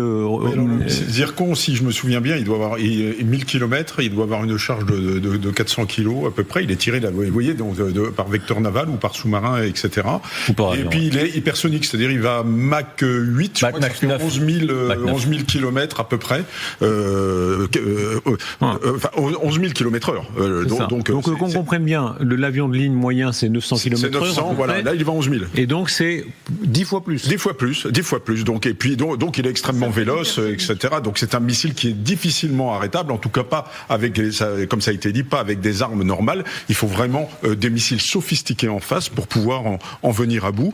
Et donc il y a quand même effectivement aujourd'hui ils ont encore ce genre de missiles. Donc ça c'est effectivement il faut le prendre en compte. Mais je voudrais simplement dire pour finir que on a l'habitude que les Russes envoient entre 4 et 600 vecteurs tous les soirs. Il n'y a pas véritablement de densification. Ce que je vois par contre, c'est qu'il y a peut-être plus de missiles qu'il y en avait avant par rapport aux drones c'était essentiellement des drones. Donc ils en produisent. Ils les produisent. Oui, ça c'est sûr. Mais ça on l'a toujours. Oui, ça c'est sûr. Ils ont une économie de guerre, ça a été dit. Ils en produisent. 3000 par an. Et donc c'est-à-dire que le ratio entre drones et missiles semble évoluer en faveur des missiles, ce qui fait que quand il y a des missiles, on tire des charges beaucoup plus importantes et on fait beaucoup plus de dégâts. Et c'est là que c'est vrai, il faut reconnaître que c'est vrai qu'il y a une différence de nature, et pas seulement de volume, une différence de nature entre la manière dont les Russes mènent leur stratégie et les Ukrainiens mènent leur stratégie de guerre.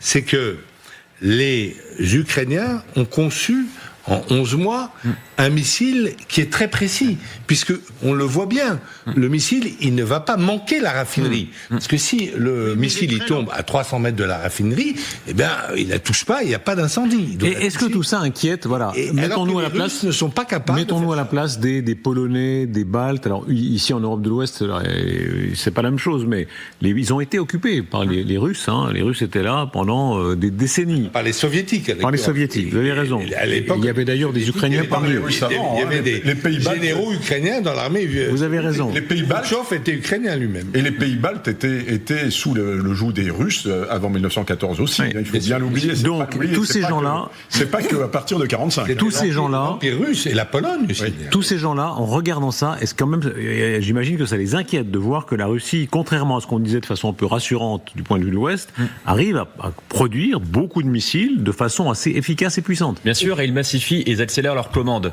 À titre de comparaison, l'effort de défense de la Pologne aujourd'hui, c'est presque 5% du produit intérieur brut. Nous, c'est 2,1%.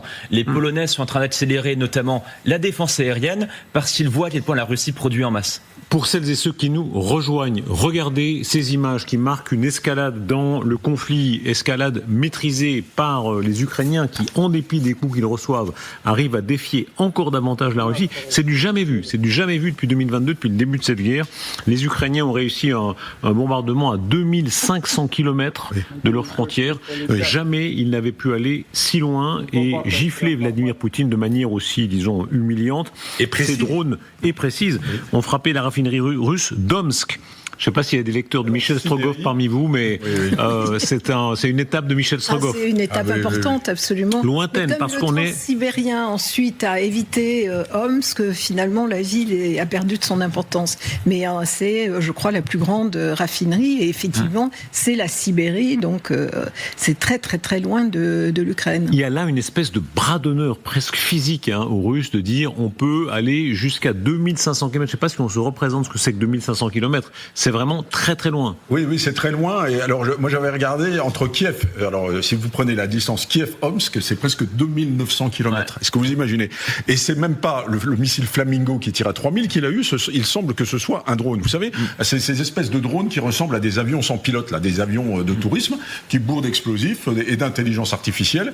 Et c'est un avion comme ça, avec un simple moteur explosif, qui a volé et qui est allé s'écraser sur Omsk à presque 3000 km. Est-ce que vous connaissez... qui a reconnu grâce à l'intelligence artificielle le relief. Je pense que oui, ils doivent le gaver un peu comme un missile de croisière, si vous voulez. Mais ce qui est vraiment intéressant... Ils volent la nuit ou... Ils volent... alors là, je ne sais pas, mais ils doivent voler au ras des moustaches pour passer sous les radars, parce que sinon, ils n'iraient pas jusque-là. Et ce qui m'intéresse là-dedans, militairement, c'est qu'il y a une frontière de plus en plus ténue entre le drone et le missile, dans ses capacités. Alors, ça va beaucoup moins vite, ça va à quelques centaines de kilomètres heure, c'est pas à Mach 8, 11 000 kilomètres heure. Donc il est plus vulnérable, vraisemblablement, mais il coûte beaucoup moins cher. Et les performances aujourd'hui des drones se rapprochent de celles des missiles. On se rappelle qu'aujourd'hui, les Ukrainiens sont capables de faire des drones qui emportent 800 kilos de charge, c'est-à-dire d'un missile de croisière, d'un missile ou d'un missile balistique. C'est absolument considérable. Et ils sont beaucoup plus précis que ces missiles balistiques russes cités, qui ont des précisions, nous l'a expliqué Michel. Est-ce que vous connaissez un missile balistique, une fois qu'il est parti, il va sur sa trajectoire. Un millième, c'est 1 mètre à 1 kilomètre. Comment est-ce que vous expliquez... Vous avez 800 mètres. Comment est-ce que vous expliquez que les Russes ne l'arrêtent pas? Ces missiles vont à quoi, 200 km/h? Profondeur stratégique et faiblesse de la défense antiaérienne, faiblesse des radars, etc. Michel Polaco, s'il vous plaît. Michel Polaco, ils s'attendaient bien qu'il arrive, ce missile Omsk. Ils ont frappé toutes les raffineries, donc ils s'attendaient bien qu'ils essaient de frapper celle-là, et ils ont le temps de voir arriver en principe ce drone. Pourquoi ça marche pas? Moi, si vous voulez, qu'il faut prendre en compte le système de défense ex-soviétique devenu russe, qui consistait à défendre un certain nombre de très grands centres, qui pouvaient être des centres militaires, c'est-à-dire des sites de lancement de missiles balistiques sol-sol, ou bien des capitales comme Moscou, qui pendant une époque étaient entourées de systèmes de défense anti-balistique, ABM, anti-balistique missile, etc. Ça veut dire que les autres sites étaient en quelque sorte sacrifiés parce qu'on était dans un concept de guerre de très grande intensité avec des armes de très grande puissance. Or, aujourd'hui, les Russes ne possèdent pas de système de défense anti-aérien ou anti-missile en suffisamment grand nombre pour pouvoir défendre tout ce que les Ukrainiens jugent comme des cibles efficaces et intéressantes. Et quand vous parlez de la dépêche d'Omsk, quand vous parlez d'Omsk et du fait que les Ukrainiens sont capables de tirer à 2000 km, ça n'est pas très étonnant. Souvenez-vous de Matthias Rust, qui avec un petit Cessna avait décollé, je sais plus, je crois que c'était d'Allemagne, et qu'il était allé jusqu'à la place Rouge, et il s'était posé à Moscou. Et à l'époque, en pleine guerre froide, il avait réussi à franchir les 2000 ou 2500 km, enfin 2000 km à peu près, et sans se faire intercepter. Parce que ça ne faisait pas partie du système de défense soviétique. Et ça ne fait toujours pas partie du système de défense russe. Ils ont amélioré leur système à proximité de l'Ukraine, mais sur l'ensemble de leur territoire, ils en sont incapables. Il leur faudrait des années. Exactement comme je peux vous dire que nous-mêmes, nous sommes dans une situation un peu comparable. Le premier pays européen qui s'est véritablement intéressé à la défense antimissile, c'est la Pologne.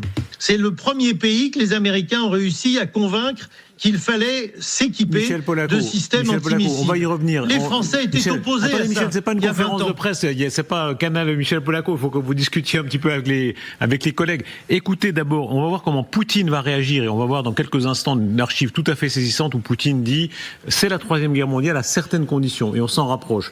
Écoutez comment à Omsk, les gens voient tout ce qui se passe et ils filment.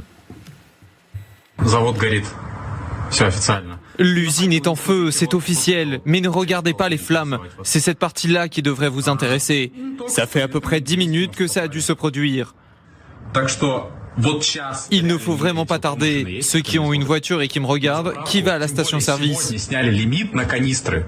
Si certains ne le savaient pas, aujourd'hui, vous pouvez emporter des bidons d'essence. Et c'est la dernière chance que vous aurez aujourd'hui. C'est sérieux, c'est vraiment sérieux. Les files d'attente vont bientôt devenir interminables. Sylvie Berman, vous connaissez les Russes, hein. Là, à quoi pense-t-il en voyant ça? Beaucoup se disent que Poutine n'est plus capable de les défendre et alors ils sont effectivement très mécontents. Il y a ceux qui voudraient que la guerre s'arrête, la plupart aimeraient bien que la guerre s'arrête mais ils veulent la gagner et beaucoup souhaitent au contraire que Vladimir Poutine frappe beaucoup plus fort les Ukrainiens. Ils estiment qu'il a été jusqu'à présent trop souple, enfin trop gentil avec les Ukrainiens. C'est une réalité. Et d'ailleurs, on l'entend à la télévision et ailleurs. Est-ce qu'ils vivent ce qu'on a vécu? On parlait tout à l'heure du moment Stalingrad. En France, on dit que pendant la guerre, beaucoup de gens étaient plutôt pro-allemands jusqu'à Stalingrad. Et puis tout à coup, quand ils ont vu que ça se passait moins bien pour les Allemands à Stalingrad, ils devenaient un peu plus pro-alliés. Est-ce que là, il y a une partie de l'opinion russe qui se dit... À voir, je pense que ce sera la goutte de trop. Parce qu'il faut se rappeler que fin 2022, on avait un peu les mêmes discours en Occident en disant il y a des centaines de milliers de Russes qui fuient le pays, la popularité de Poutine baisse, etc. Et même à la télévision, des gens commençaient à critiquer la guerre. Puis tout est revenu entre guillemets dans l'ordre et ça a changé de discours. Donc il ne faut pas non plus s'imaginer que demain ça va être la révolution. Ce n'est pas spécialement l'état d'esprit du pays, mais on arrive peut-être à un moment où on atteint la seule chose qui ait fait descendre les Russes dans la rue et qui les ait fait grogner ces dernières années.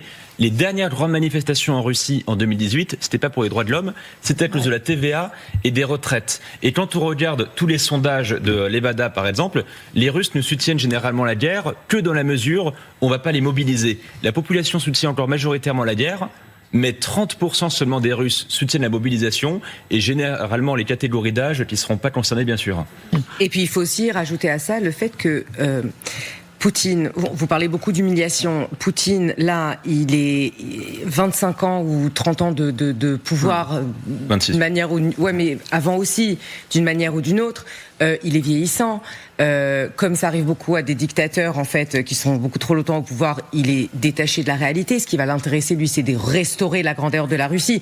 Donc, entre ça, et entre le fait de pas vouloir plier, et entre le fait que les Russes sont pas du tout dans la rue pour arrêter cette guerre, là, on a quand même un petit pas encore le basculement, mais ce qui nous montre quand même que Poutine, il va pas plier tout de suite. Et ça, les folies de grandeur des dictateurs, on sait très bien que c'est le meilleur moyen de continuer cette guerre.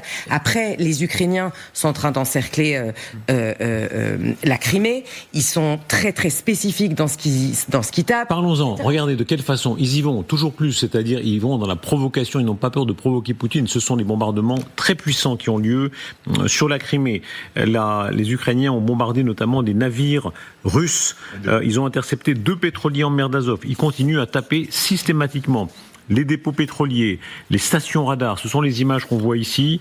La même unité qui a frappé des bateaux a frappé un dépôt pétrolier de Kerch où un incendie s'est déclaré. Kerch toujours, l'Ukraine frappe une station radar russe.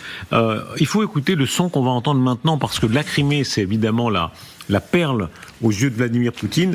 Et en 2022, au début de la guerre, il dit, c'est là que commencera l'enchaînement vers une 3e guerre mondiale si on touche à la Crimée. Vraiment prêtez attention à ce qu'on va entendre. Michel Polaco, je vous demande aussi de bien écouter parce que ce qu'on va entendre maintenant, c'est une clé de ce qu'on vit ce soir. Ou bien Poutine perd la face, ou bien il applique ce qu'il dit dans cette déclaration.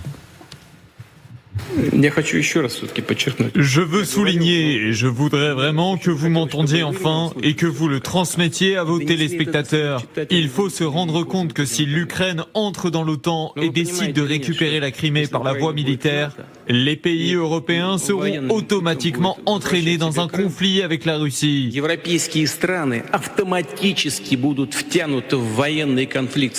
Bien sûr, les potentiels militaires de l'OTAN et de la Russie sont incomparables.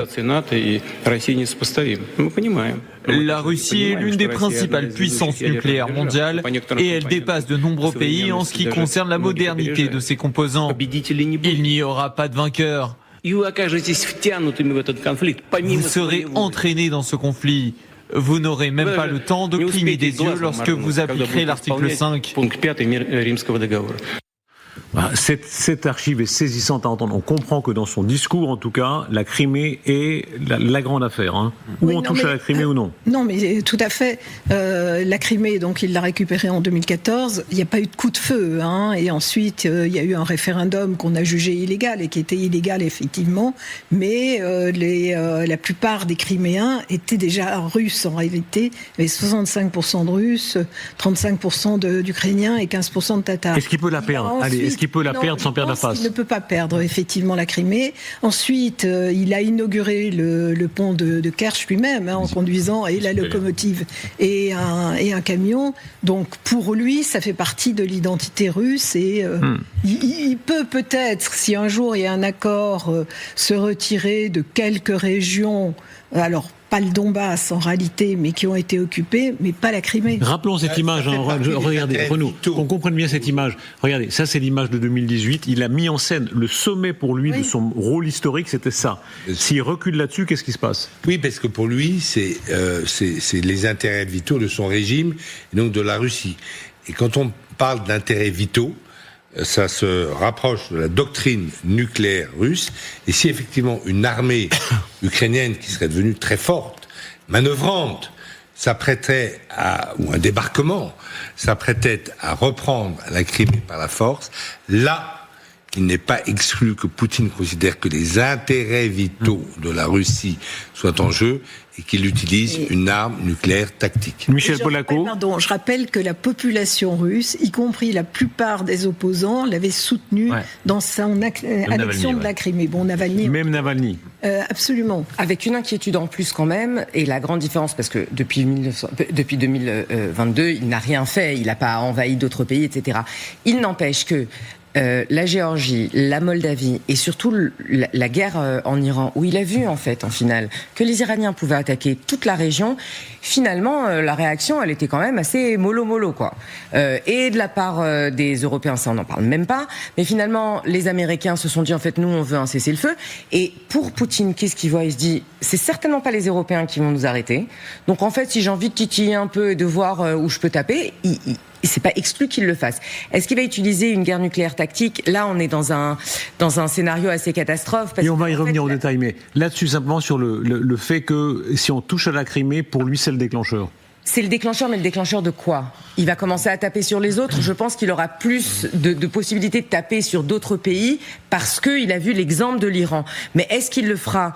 Est-ce qu'il va prendre en compte, juste en se disant, de toute façon, l'Europe ne va jamais réagir, Trump, c'est mon copain, mais c'est son copain, c'est un an encore. C'est pas plus que ça. Michel Polaco ?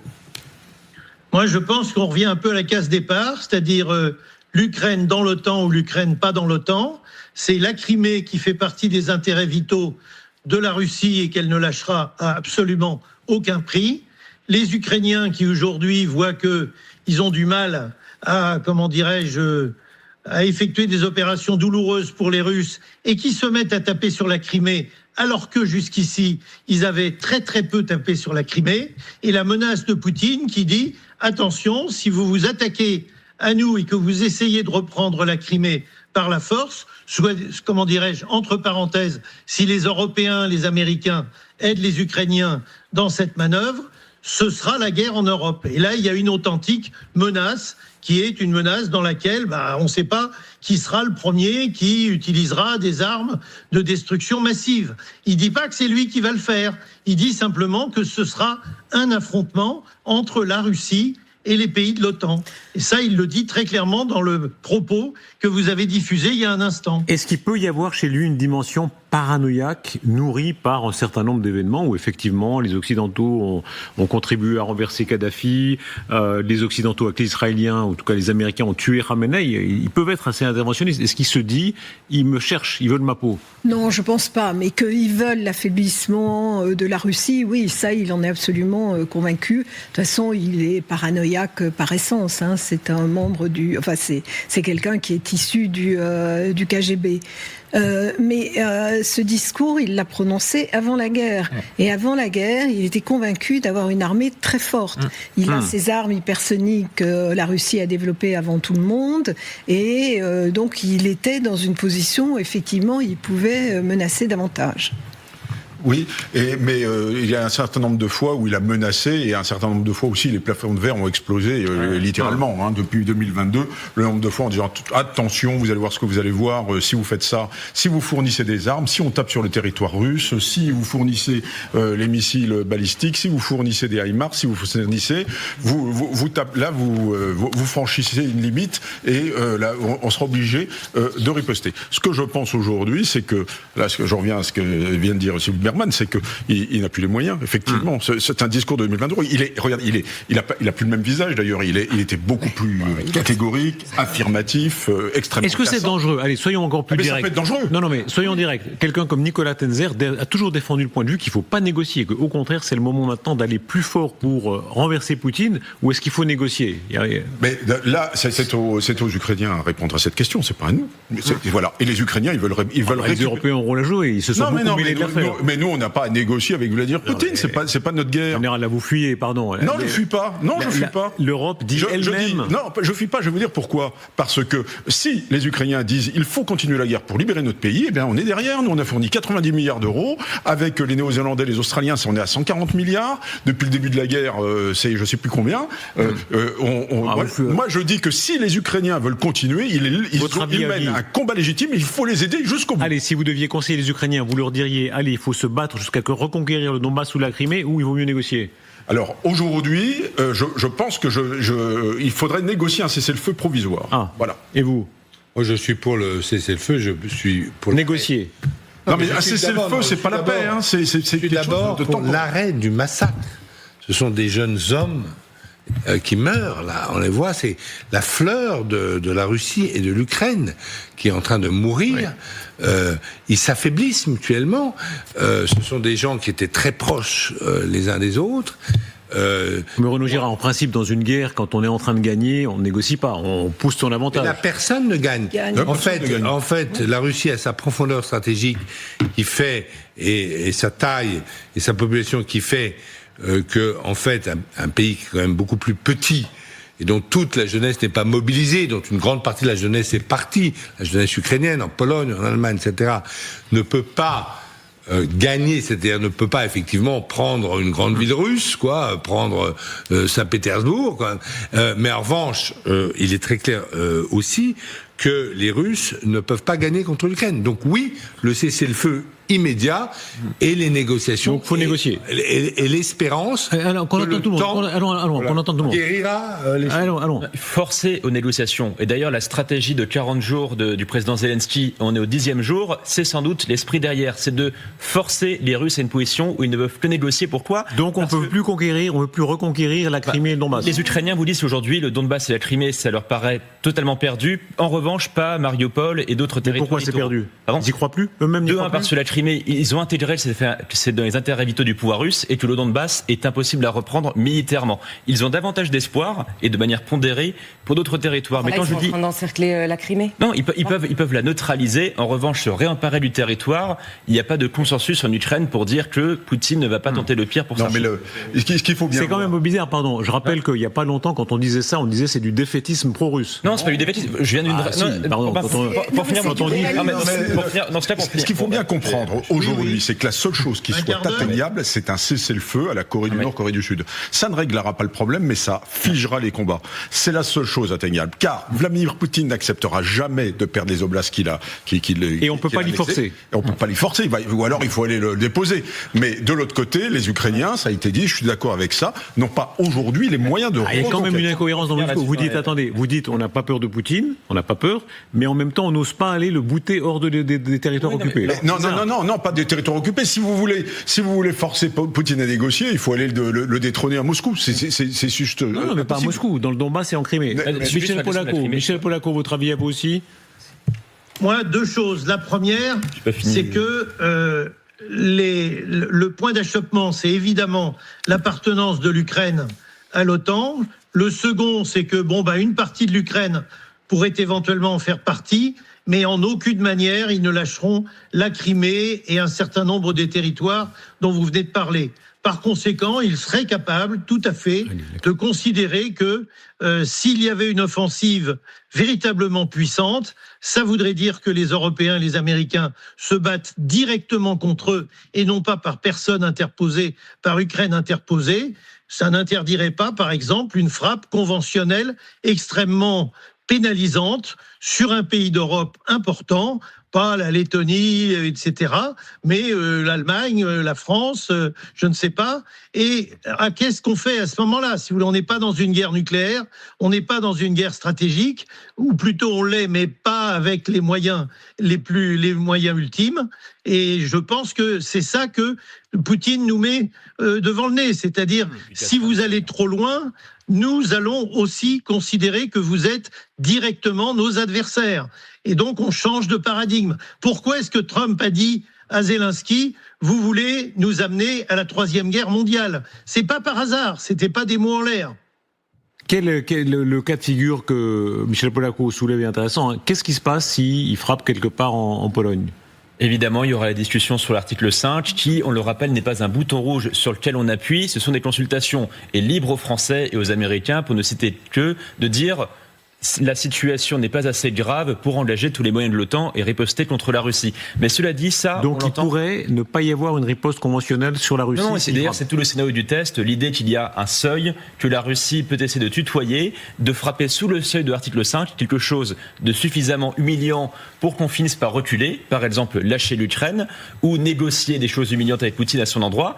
Mais simplement, je rappelle que ce scénario, ça fait 4 ans qu'on en parle à chaque fois. La dernière fois que Poutine nous a menacé de nous frapper, il l'a dit textuellement, c'était quand il disait que si on laissait l'Ukraine frapper le territoire russe avec nos missiles, ce serait la guerre. C'était il y a 2 ans, j'attends encore. En tout cas, les Ukrainiens ne faiblissent pas, au contraire, regardez, ils sont en train de casser la machine pétrolière russe de manière extrêmement efficace. Ce sont ces files d'attente gigantesques dans toute la Russie. On va voir les colonnes de camions où, à perte de vue, là, c'est filmé, alors là, ce sont les voitures, mais il y a la même chose pour les camions. Pendant des kilomètres et des kilomètres, on filme des files d'attente et des millions de Russes sont privés d'essence. Là, ils arrivent vraiment, pour la première fois, à désorganiser la Fédération de Russie. Oui, tout à fait. C'est la première fois que le pays sent véritablement les contraintes de la guerre. Parce qu'avant, vous aviez des populations qui s'engageaient avec des espaces de richesse, d'ailleurs en Russie, parce que l'argent qui était donné à ceux qui s'étaient engagés volontairement, finalement, a permis une certaine prospérité. À Moscou, Saint-Pétersbourg, on ne voyait rien. Et évidemment, l'essence coulait à flot. Et jusque-là, les Ukrainiens, ça fait un moment qu'ils commencent à frapper des raffineries. Finalement, les raffineries étaient reconstruites le lendemain, donc c'était pas un problème. Aujourd'hui, il y a beaucoup plus de frappes et d'ampleur dans les frappes, qui fait qu'effectivement, ça déstabilise la Russie, qui est obligée d'importer de l'essence ou du pétrole raffiné d'Inde ou du Kazakhstan. Alors qu'avant, la Russie était le plus grand producteur de pétrole au monde. Pour les classes moyennes russes, ça commence à faire beaucoup, parce que il y avait déjà la restriction sur l'Internet par anneau de Russes qui iraient s'informer à l'étranger, alors que les services russes sont très numérisés. Avec Yandex, etc. Tout le monde en Russie commande son taxi par Internet, etc. Le système Yandex. Et là déjà, et des petites entreprises en très grand nombre fondées sur le numérique en Russie, le service numérique. Et ensuite, ces petites entreprises ne peuvent pas survivre. Et ensuite, on leur dit, dans le pays le plus vaste du monde, non, vous pouvez y aller en vélo, mais vous pouvez plus prendre votre voiture. Ça commence à faire beaucoup. Je ne sais pas si on va voir ça encore quelques semaines. Il faut aussi se rappeler que c'est un moment T de cette campagne-là. Donc, à voir quand même comment toute cette histoire se débloque. Mais vous demandiez ce que l'Europe peut faire. Donc, l'Europe ne veut pas rentrer aux guerres. Ok, très bien. par exemple là, j'aurais voulu voir. Regardez cette image, pardon. Regardez, justement. Regardez juste cette image qu'on comprend bien. Là, regardez, on voit les fils de camions et ça dure. Ce sont pendant des centaines de kilomètres, tout est bloqué. Mais ça, c'est classique, vraiment, c'est classique classique. Classique de pays en guerre, pas pour la Russie, bien sûr. Mais c'est pour ça que je dis, il faut voir un peu sur le temps et sur les quelques prochains jours. Est-ce que cette situation se débloque ? Mais en même temps, est-ce que c'est pas le moment pour l'Europe de retaper un peu avec des sanctions beaucoup plus sévères sur le pétrole et le gaz, puisqu'on sait très bien que certaines sanctions ont été levées, puisqu'il manquait du pétrole après la fermeture du détroit d'Ormuz. L'Allemagne est plus offensive que vous. Elle n'est pas pour discuter, elle est pour augmenter les sanctions. Mais parce qu'on vit pas, c'est pas le pays des bisounours quand même. Hein. Les Russes, ils sont quand même bien agressifs. Les Ukrainiens, ils s'en prennent plein la tête. Je suis assez d'accord que l'idée générale d'avoir un cessez-le-feu pour négocier, en tout cas l'arrêt des hostilités, c'est probablement ce qui va se passer. On attend les 40 jours, plus que 30 jours maintenant, mais non, on peut pas céder pour la Russie. Si la Russie envoie des missiles ou des drones sur la Pologne, l'idée de commencer à consulter en se demandant est-ce que peut-être on va répondre, mais pas répondre, mais peut-être quand, mais on va attendre encore 2 semaines, c'est un peu dramatique. Puis surtout, il faut oublier qu'il y aura aussi un après-guerre. Dans l'après-guerre, est-ce que l'Europe va faire comme en Bosnie, c'est-à-dire complètement abandonner l'Ukraine, et dans ce cas-là, je veux dire que l'avenir ukrainien, il va être quand même très très déstabilisé, ou est-ce qu'on enclenche déjà un projet de fin de guerre ? Michel Polaco sur ces images. À Gaza et en Iran. Michel Polaco sur ces images. Oui, ces images, vous venez de les commenter, je n'ai rien à ajouter, je suis entièrement d'accord. En revanche, je pense qu'on devrait regarder le problème par un autre aspect. En admettant que les Russes effectuent une escalade conventionnelle contre l'Ukraine, et éventuellement qu'il y ait des opérations ukrainiennes importantes contre la Crimée. Quelles sont les capacités aujourd'hui, sur le plan militaire, des pays européens, des pays de l'OTAN, à faire une guerre de haute intensité conventionnelle contre les Russes ? Je dis bien conventionnelle. Quels sont nos moyens ?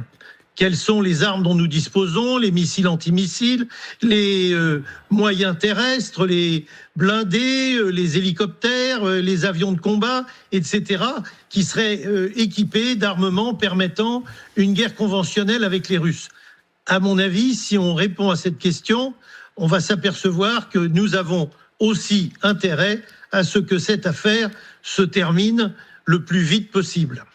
La voix à Moscou de ceux qui sont très fâchés, parce que tout ça, évidemment, les téléspectateurs de Soloviev, une fois qu'ils ont pu rentrer chez eux, ils peuvent mettre la télévision et écouter Soloviev, écouter ce qu'ils entendent.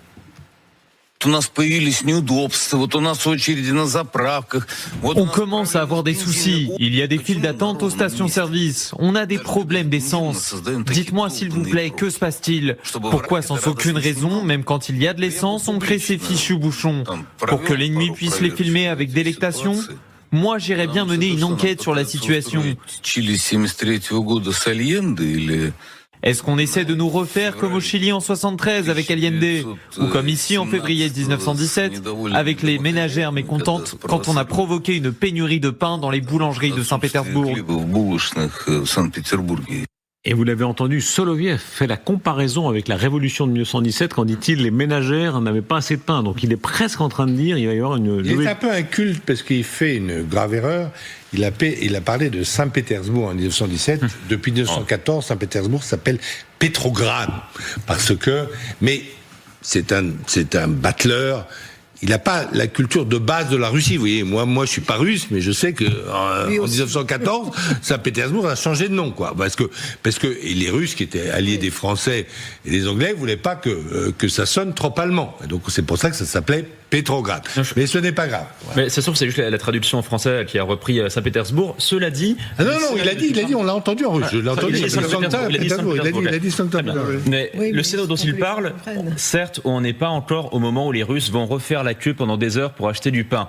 Mais en revanche, les frappes contre les raffineries, elles vont aussi avoir des impacts sur tout l'écosystème économique russe, dont l'agriculture.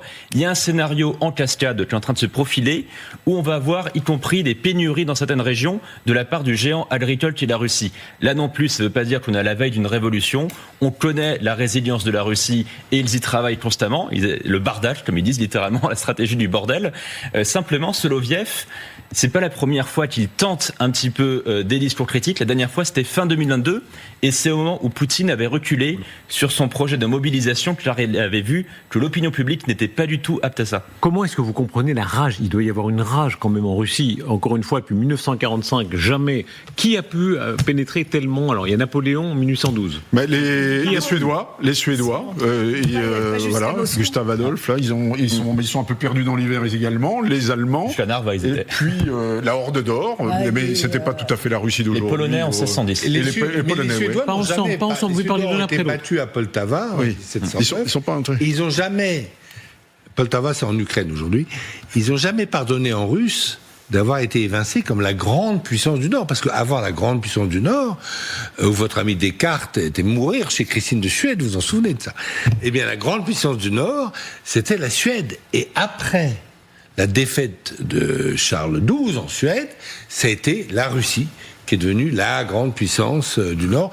Et les Suédois, aujourd'hui, ont toujours veulent prendre leur revanche historique sur la Russie, évidemment. Les Suédois, vu l'armée qu'ils ont, ils doivent avoir 30 000 hommes, ils vont avoir un petit peu de mal quand même à combattre la Russie. Je pense que c'est pour ça qu'ils sont venus. Mais ils ont intégré l'OTAN, et ils ont fait d'ailleurs un sommet. Exactement, parce que là, ils commençaient à sentir qu'ils étaient un peu seuls sur les bords de la Baltique. Donc, qui a été si profondément en Russie dans l'histoire ? Hitler, évidemment. Oui, mais il n'est pas arrivé jusqu'à Moscou, parce que quand vous êtes sur la route qui vient d'Allemagne, les Polonais vous voyez l'endroit où les nazis se sont arrêtés. Et Napoléon. Ils ne sont pas entrés dans les Polonais aussi. Napoléon, ce qui s'est passé, c'est que la ville a été brûlée et qu'il a regardé la ville brûlée d'un petit peu loin. Et d'ailleurs, les Russes qui adorent Napoléon aujourd'hui vous disent de quel endroit ils regardaient Moscou brûlée. Expliquez ça, c'est très présent chez les Russes. Tout ça, cette histoire-là, parce que le fait qu'on pénètre dans leur terre qui est si grande, c'est quelque chose. Mais c'est un pays qui a le sens de l'histoire. Alors, il peut réécrire l'histoire.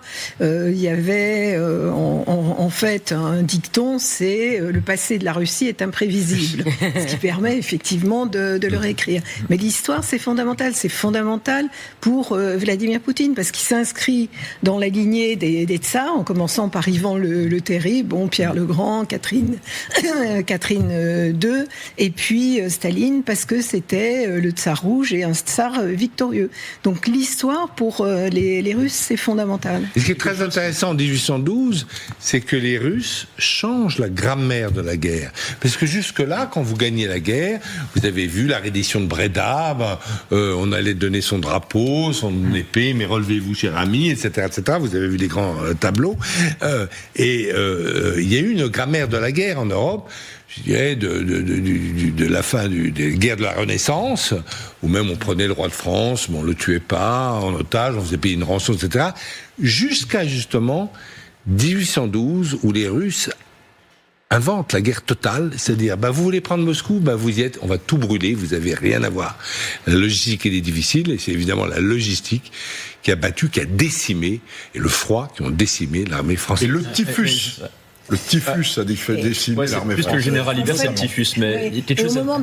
Allez-y. Non, au moment de la retraite, en réalité, les Russes s'attaquaient aux Français aux Français, pas que les Français d'ailleurs, parce que c'est une armée très multinationale à l'époque. Il y a même des Ukrainiens chez les Polonais par ailleurs, et des Ukrainiens de l'autre côté contre nous à la Bérésina. À la lumière de tout ça, allons en fait, à la lumière de tout ça, comment est-ce qu'ils ressentent le fait que là, on entre dans leur territoire ? C'est intolérable, c'est totalement intolérable pour eux, et ils ne peuvent pas accepter cette défaite, et c'est la raison pour laquelle il y a des ultranationalistes qui disent il faut frapper plus fort. Et c'est d'autant plus intolérable que le fameux contrat tacite dont on parle souvent, où Poutine avait imposé un régime autoritaire et en échange, la population voyait ses conditions de vie matérielles, ce contrat est attaqué en plein cœur. Poutine s'est légitimé avec l'idée qu'il était le garant de la sécurité du pays et de ses frontières, et aujourd'hui, il ne peut plus garantir la sécurité de Moscou. Moscou, on n'est plus dans les années Louchkov, c'est une métropole qui, à bien des égards, est même plus moderne que Paris. Aujourd'hui, c'est la légitimité du pouvoir de Poutine qui est attaquée.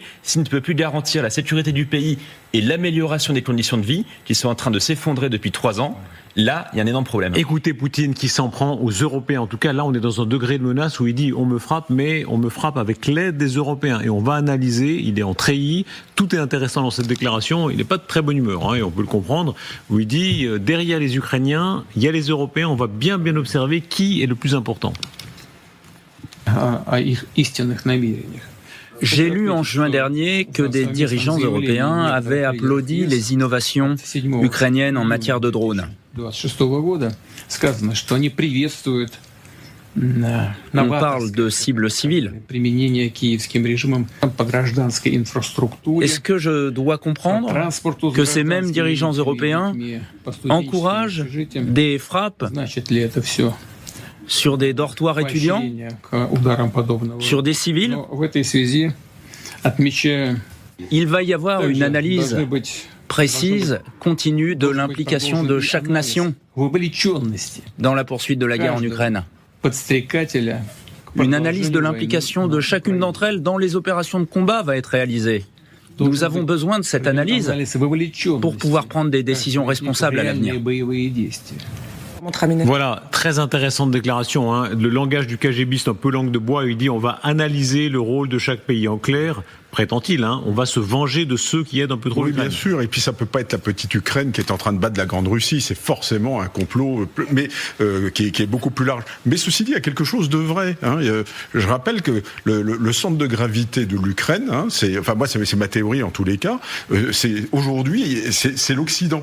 Et donc l'Occident est hors de portée de la Russie. Et c'est pour ça qu'il menace l'Occident, parce qu'il est en rage de ne pas pouvoir taper. Quand il tape sur l'Ukraine, mais ça fait pas grand-chose, parce que derrière, l'Ukraine est pluguée, approvisionnée, adossée à l'Occident. Et le vrai centre de gravité de l'Ukraine, aujourd'hui, dépasse très très largement le pays, mais ce sont toutes les nations occidentales. Et ça, il l'a parfaitement compris. Et il y a une espèce de sentiment d'impuissance face à l'aide occidentale. Donc ça, c'est tout à fait exact. Pardon, plus le fait que la riposte de Poutine, elle sera pas nécessairement militaire. Il y a deux choses qui sont frappantes ici. L'enterrement de Khamenei en Iran. Chaque délégation de pays a été reçue avec une sourate adaptée au rôle de chaque pays dans la guerre. Le Qatar a eu sa sourate, l'Arabie Saoudite, etc. Et il fait un peu la même chose. Alors je sais pas quand a été donné ce discours, mais il fait un peu la même chose. En fait, ce qu'il dit, c'est que je vais analyser chaque pays. 3 juillet, la veille. Voilà, ok. Donc il analyse, il va dire à chaque pays, voilà, moi j'ai vu ce que toi tu as fait, voilà comment je peux répondre. La Russie dépense des milliards de dollars chaque année sur la propagande, sur des espions, sur des attaques diplomatiques, c'est-à-dire sur des émeutes civiles en Occident. C'est-à-dire que la réponse de Poutine, en fait, on n'a pas vu beaucoup de résultats. On peut pas dire qu'il y a des émeutes civiles dans les rues. Mais ils peuvent faire des.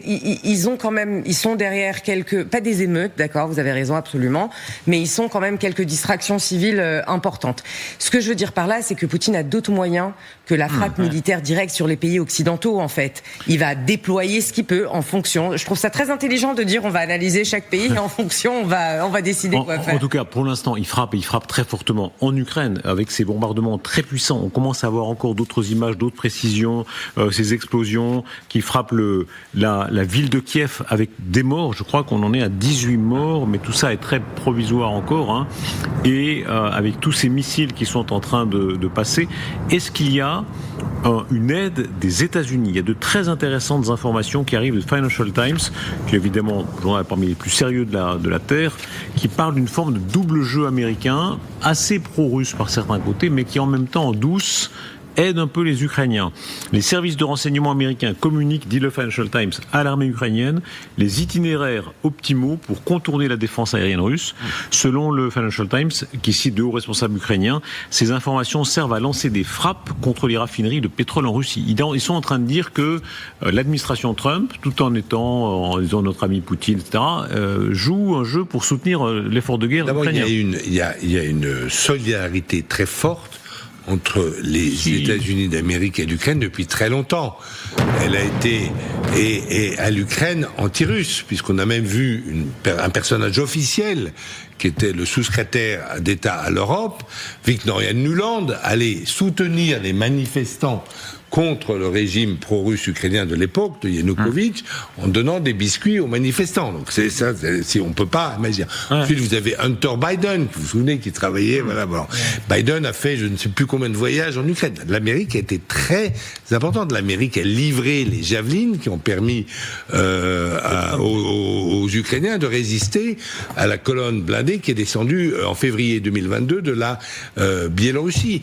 L'Amérique n'a jamais arrêté, sauf quelques petites interludes, mais n'a jamais arrêté de donner le système de Starlink de satellite à l'Ukraine, le donne toujours, alors qu'elle en prive aujourd'hui la Russie, ce qui fait d'ailleurs une grande différence.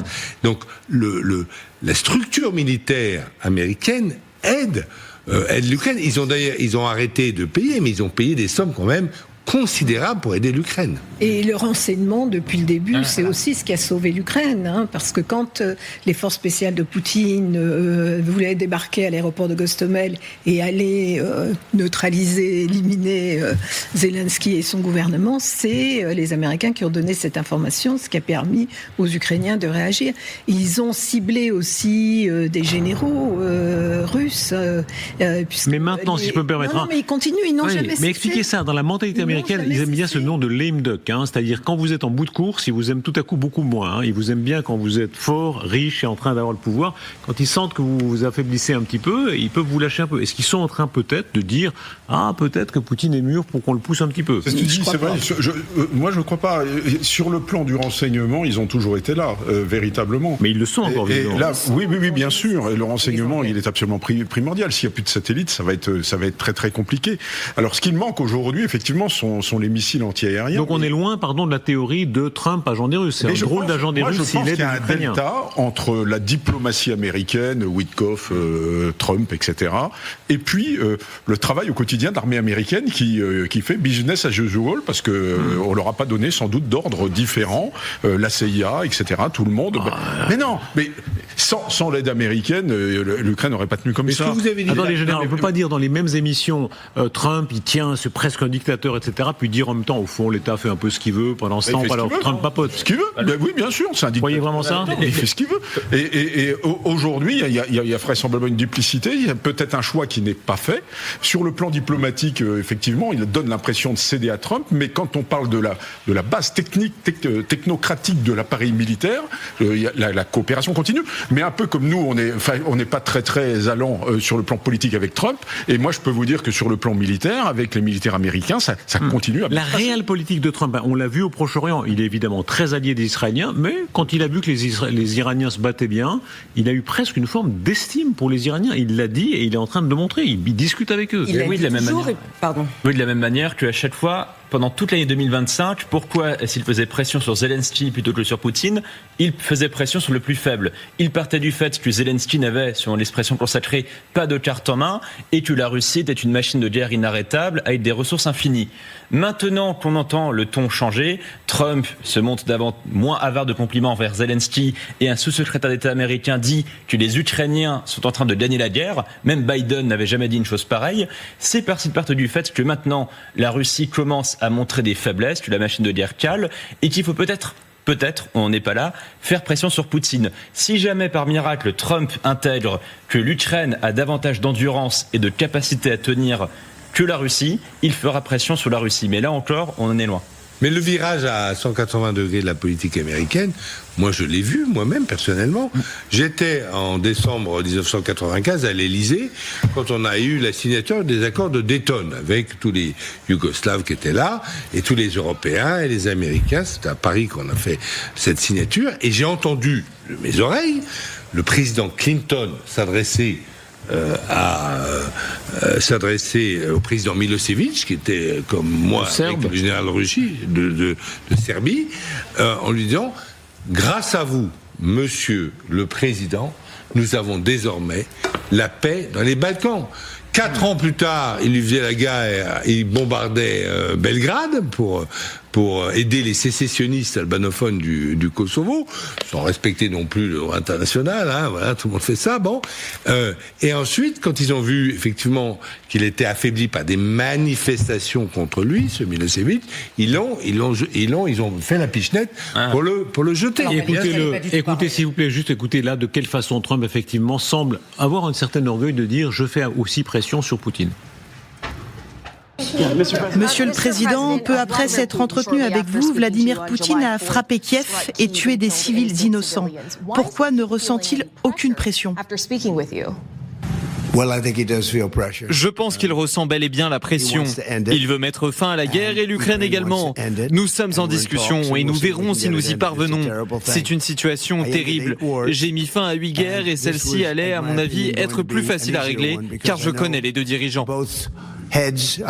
Est-ce qu'il peut ressentir de l'orgueil ? Rappelez-vous quand il a un peu humilié même son ami Netanyahou, hein, quand Trump, force en bras de fer, il peut être assez considérable. Est-ce que de la même façon, il aura une fierté s'il arrive à faire plier ? Bien sûr, mais sauf que la lecture, elle est un peu différente. Même ce que vous racontez, c'est pas une question de les Américains. Oui, ils sont du côté des forts, mais ils sont surtout du côté des Américains.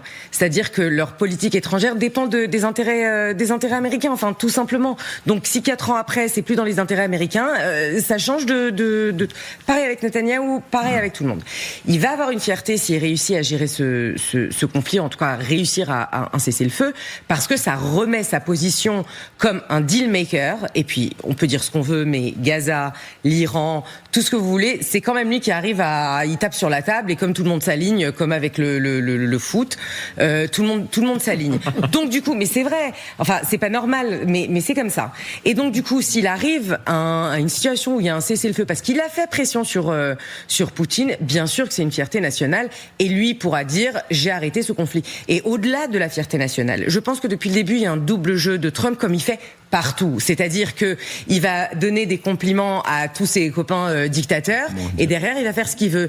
Il va mettre dans la première clause du MOU avec l'Iran, le Liban, et après il va faire signer le Liban, Israël et les États-Unis un autre accord. C'est-à-dire c'est pas une duplicité, c'est un jeu diplomatique d'hommes d'affaires. Regardez, on reçoit des images directs de Téhéran, très intéressantes images sur les funérailles de Khamenei. Est-ce que l'axe iranien, russe et chinois, l'axe un peu anti-occidental, par certains côtés, a recouvré en force. Il y a une foule énorme à Téhéran, hein, et je voyais un général français très haut placé tout à l'heure qui disait il est possible que le régime en fait ait réussi à ressouder une partie de la population avec lui. Bien sûr, moi j'ai toujours dit ça, expliqué sur votre plateau, que la guerre, les bombardements, il y a toujours eu un nationalisme persan, même les opposants qui sont à Los Angeles, ils sont nationalistes, et souvent d'ailleurs ces opposants à Los Angeles, ils sont pour le programme nucléaire iranien. Ils disent mais je vois pas pourquoi on l'aurait pas. Le Pakistan a la bombe nucléaire, Israël a la bombe nucléaire, pourquoi nous on l'aurait pas? Et donc il y a un nationalisme, et évidemment on s'aperçoit que les pays ont d'autres cultures que nous, que en Inde l'hindouisme c'est important, en Iran on s'aperçoit que le chiisme c'est important. Ils sont pas exactement comme nous. On pensait qu'ils avaient des conceptions, c'était des Européens. Pas vraiment, ce sont des chiites iraniens, et ils sont par millions dans les rues, et c'est pas le sandwich et la petite bouteille d'eau qui les font se déplacer. Non, enfin, je pense quand même que ceux qui ont manifesté, qui se sont fait tuer par dizaines de milliers, ne sont pas des soutiens de ce régime. Il y a une différence en plus entre l'Iran et la Perse, parce que on peut pas dire que le régime des mollahs défendait la culture perse, au contraire, persane, pardon. Donc, je pense que certains sont très amers aujourd'hui, souffrent beaucoup de cette situation. Maintenant, le schisme est quand même très ancré en Iran. Ce qu'a réussi à faire l'Iran, c'est de ces obsèques un événement international, avec la présence de tout le Sud global. Il n'y a pas que la Chine, la Russie, il y a l'Arabie Saoudite, il y a tous les pays du Golfe qui se sont fait frapper par l'Iran. Oui, les Russes, je les ai mentionnés également. C'est un grand succès de l'Iran, ça. Pendant que les États-Unis célèbrent le 250e anniversaire de leur naissance, eh bien, en Iran, vous avez 6 jours de grandes manifestations. Comment est-ce que vous comprenez ça? C'est fascinant que les sunnites qu'on entende tout le monde. Les Américains, enfin les Israéliens ont tué Khamenei en dehors de tout droit international. Bien sûr. Personne n'a osé vraiment les condamner. Qui les a condamnés parmi les Occidentaux? Moi. Non, mais les dirigeants. Vous n'êtes pas encore en État, Renaud Girard, malgré votre exquise modestie. Non, personne. Parmi les dirigeants d'État. On n'y a pas eu. Moi, j'ai pas entendu dans tous les cas. Pourquoi? C'est par lâcheté ou c'est parce qu'ils s'en foutent? Oui. Moi, je pense qu'il y a une forme de lâcheté, oui. On regarde ses chaussures pendant que les choses se passent à l'autre bout du monde. Oui, non, mais franchement, il faut dire les choses telles qu'elles sont. On a dit c'est pas notre guerre, etc. Maintenant, si ils avaient renversé le régime, on aurait dit on est très très content. Oui, c'est l'opportunisme. Mais oui, il y a une forme d'opportunisme, véritablement. Puis sans doute, on n'avait pas envie aussi de se fâcher avec Donald Trump, qui reste quand même le puissant de la planète, si vous voulez. Et puis, c'est pas seulement par lâcheté, il faut le dire. Tout le monde s'en fiche que Khamenei soit mort. Enfin, c'est pas l'enfant de cœur de service. Mais donc, pardon, le droit international, pour vous, n'a pas d'importance. Là, on peut le. Mais là où il n'a pas. Remarquez quand même que chaque guerre, on a le même débat sur le droit international, que ce soit en Afghanistan, en Irak, dans les Balkans, etc. Donc, le droit international, il régit. Donc, on ne respecte que quand ce sont des alliés, au fond, c'est ça? Non, même pas. On respecte quand ça, c'est bien pour notre sécurité nationale. C'est ça, oui. Mais c'est la raison d'État. Oui, mais attendez. Moi, je comprends très très bien la raison d'État. Attendez. Mais pas fini. Attendez. Est-ce que les Occidentaux, est-ce que les Européens auraient dû réagir par le fait qu'on tue Khamenei en dehors du droit international, ou c'est mieux de s'asseoir dessus? Non, mais une seconde. Vous avez vu les Européens en Afghanistan et en Irak. Ils peuvent dire quoi? Que quand c'est pas leur guerre, quand ils sont pas impliqués dans la guerre, leur tourne un coup le droit international, et quand c'est pas. Qu'est-ce qui va aller défendre Khamenei? Non, mais vraiment. Non, mais pas défendre Khamenei, défendre. Mais oui, mais en fait, condamner la mort, l'assassinat de Khamenei, c'est un peu défendre Khamenei. Il y a aucun moyen de le voir autrement. En tout cas, dans l'opinion publique, il n'y aurait pas eu de moyen. Vous savez très bien qu'aujourd'hui, on considère que la peine de mort est abolie. On ne peut pas les tuer criminels en disant de toute façon, c'est pas grave. Est-ce qu'on dit qu'il faut descendre Poutine? Non, on le dit pas non plus. On l'entend pas d'ailleurs. Oui, on l'entend pas. Mais votre question, c'était moi, tout ça pour ça, en fait. C'est ça un petit peu. On a déglingué Khamenei, et aujourd'hui, vous avez des images qui sont une catastrophe pour les États-Unis, ou à tort ou à raison. Après, on n'est pas à l'intérieur du pays. La symbolique montre que l'Iran semble, en tous les cas, sortir renforcé. Si vous nous rejoignez, pardon, c'est quand même une vérité. Attendez, juste qu'on comprenne ce qui est en train de passer. La désingué Khamenei. S'il vous plaît, ça sert vraiment à rien de parler. Non, mais s'il vous plaît, ça sert à rien de parler l'un sur l'autre. Vous avez tout le temps, on peut parler l'un après l'autre. Vraiment, il n'y a aucun problème. Qu'on comprenne bien, si vous nous rejoignez, sur les images que nous recevons en direct de Téhéran, on voit cette foule immense, et j'aimerais votre avis là-dessus. C'est-à-dire, qui a gagné en l'occurrence? C'est les Iraniens qui organisent ça, ce sont les États-Unis, ce sont les deux? Non, c'est les Iraniens. Il y a avantage à l'Iran. Alors, on ne connaît pas la fin de l'histoire, il peut se passer plein de trucs. Mais ce soir, ils voulaient dézinguer le régime iranien, ils n'y sont pas arrivés.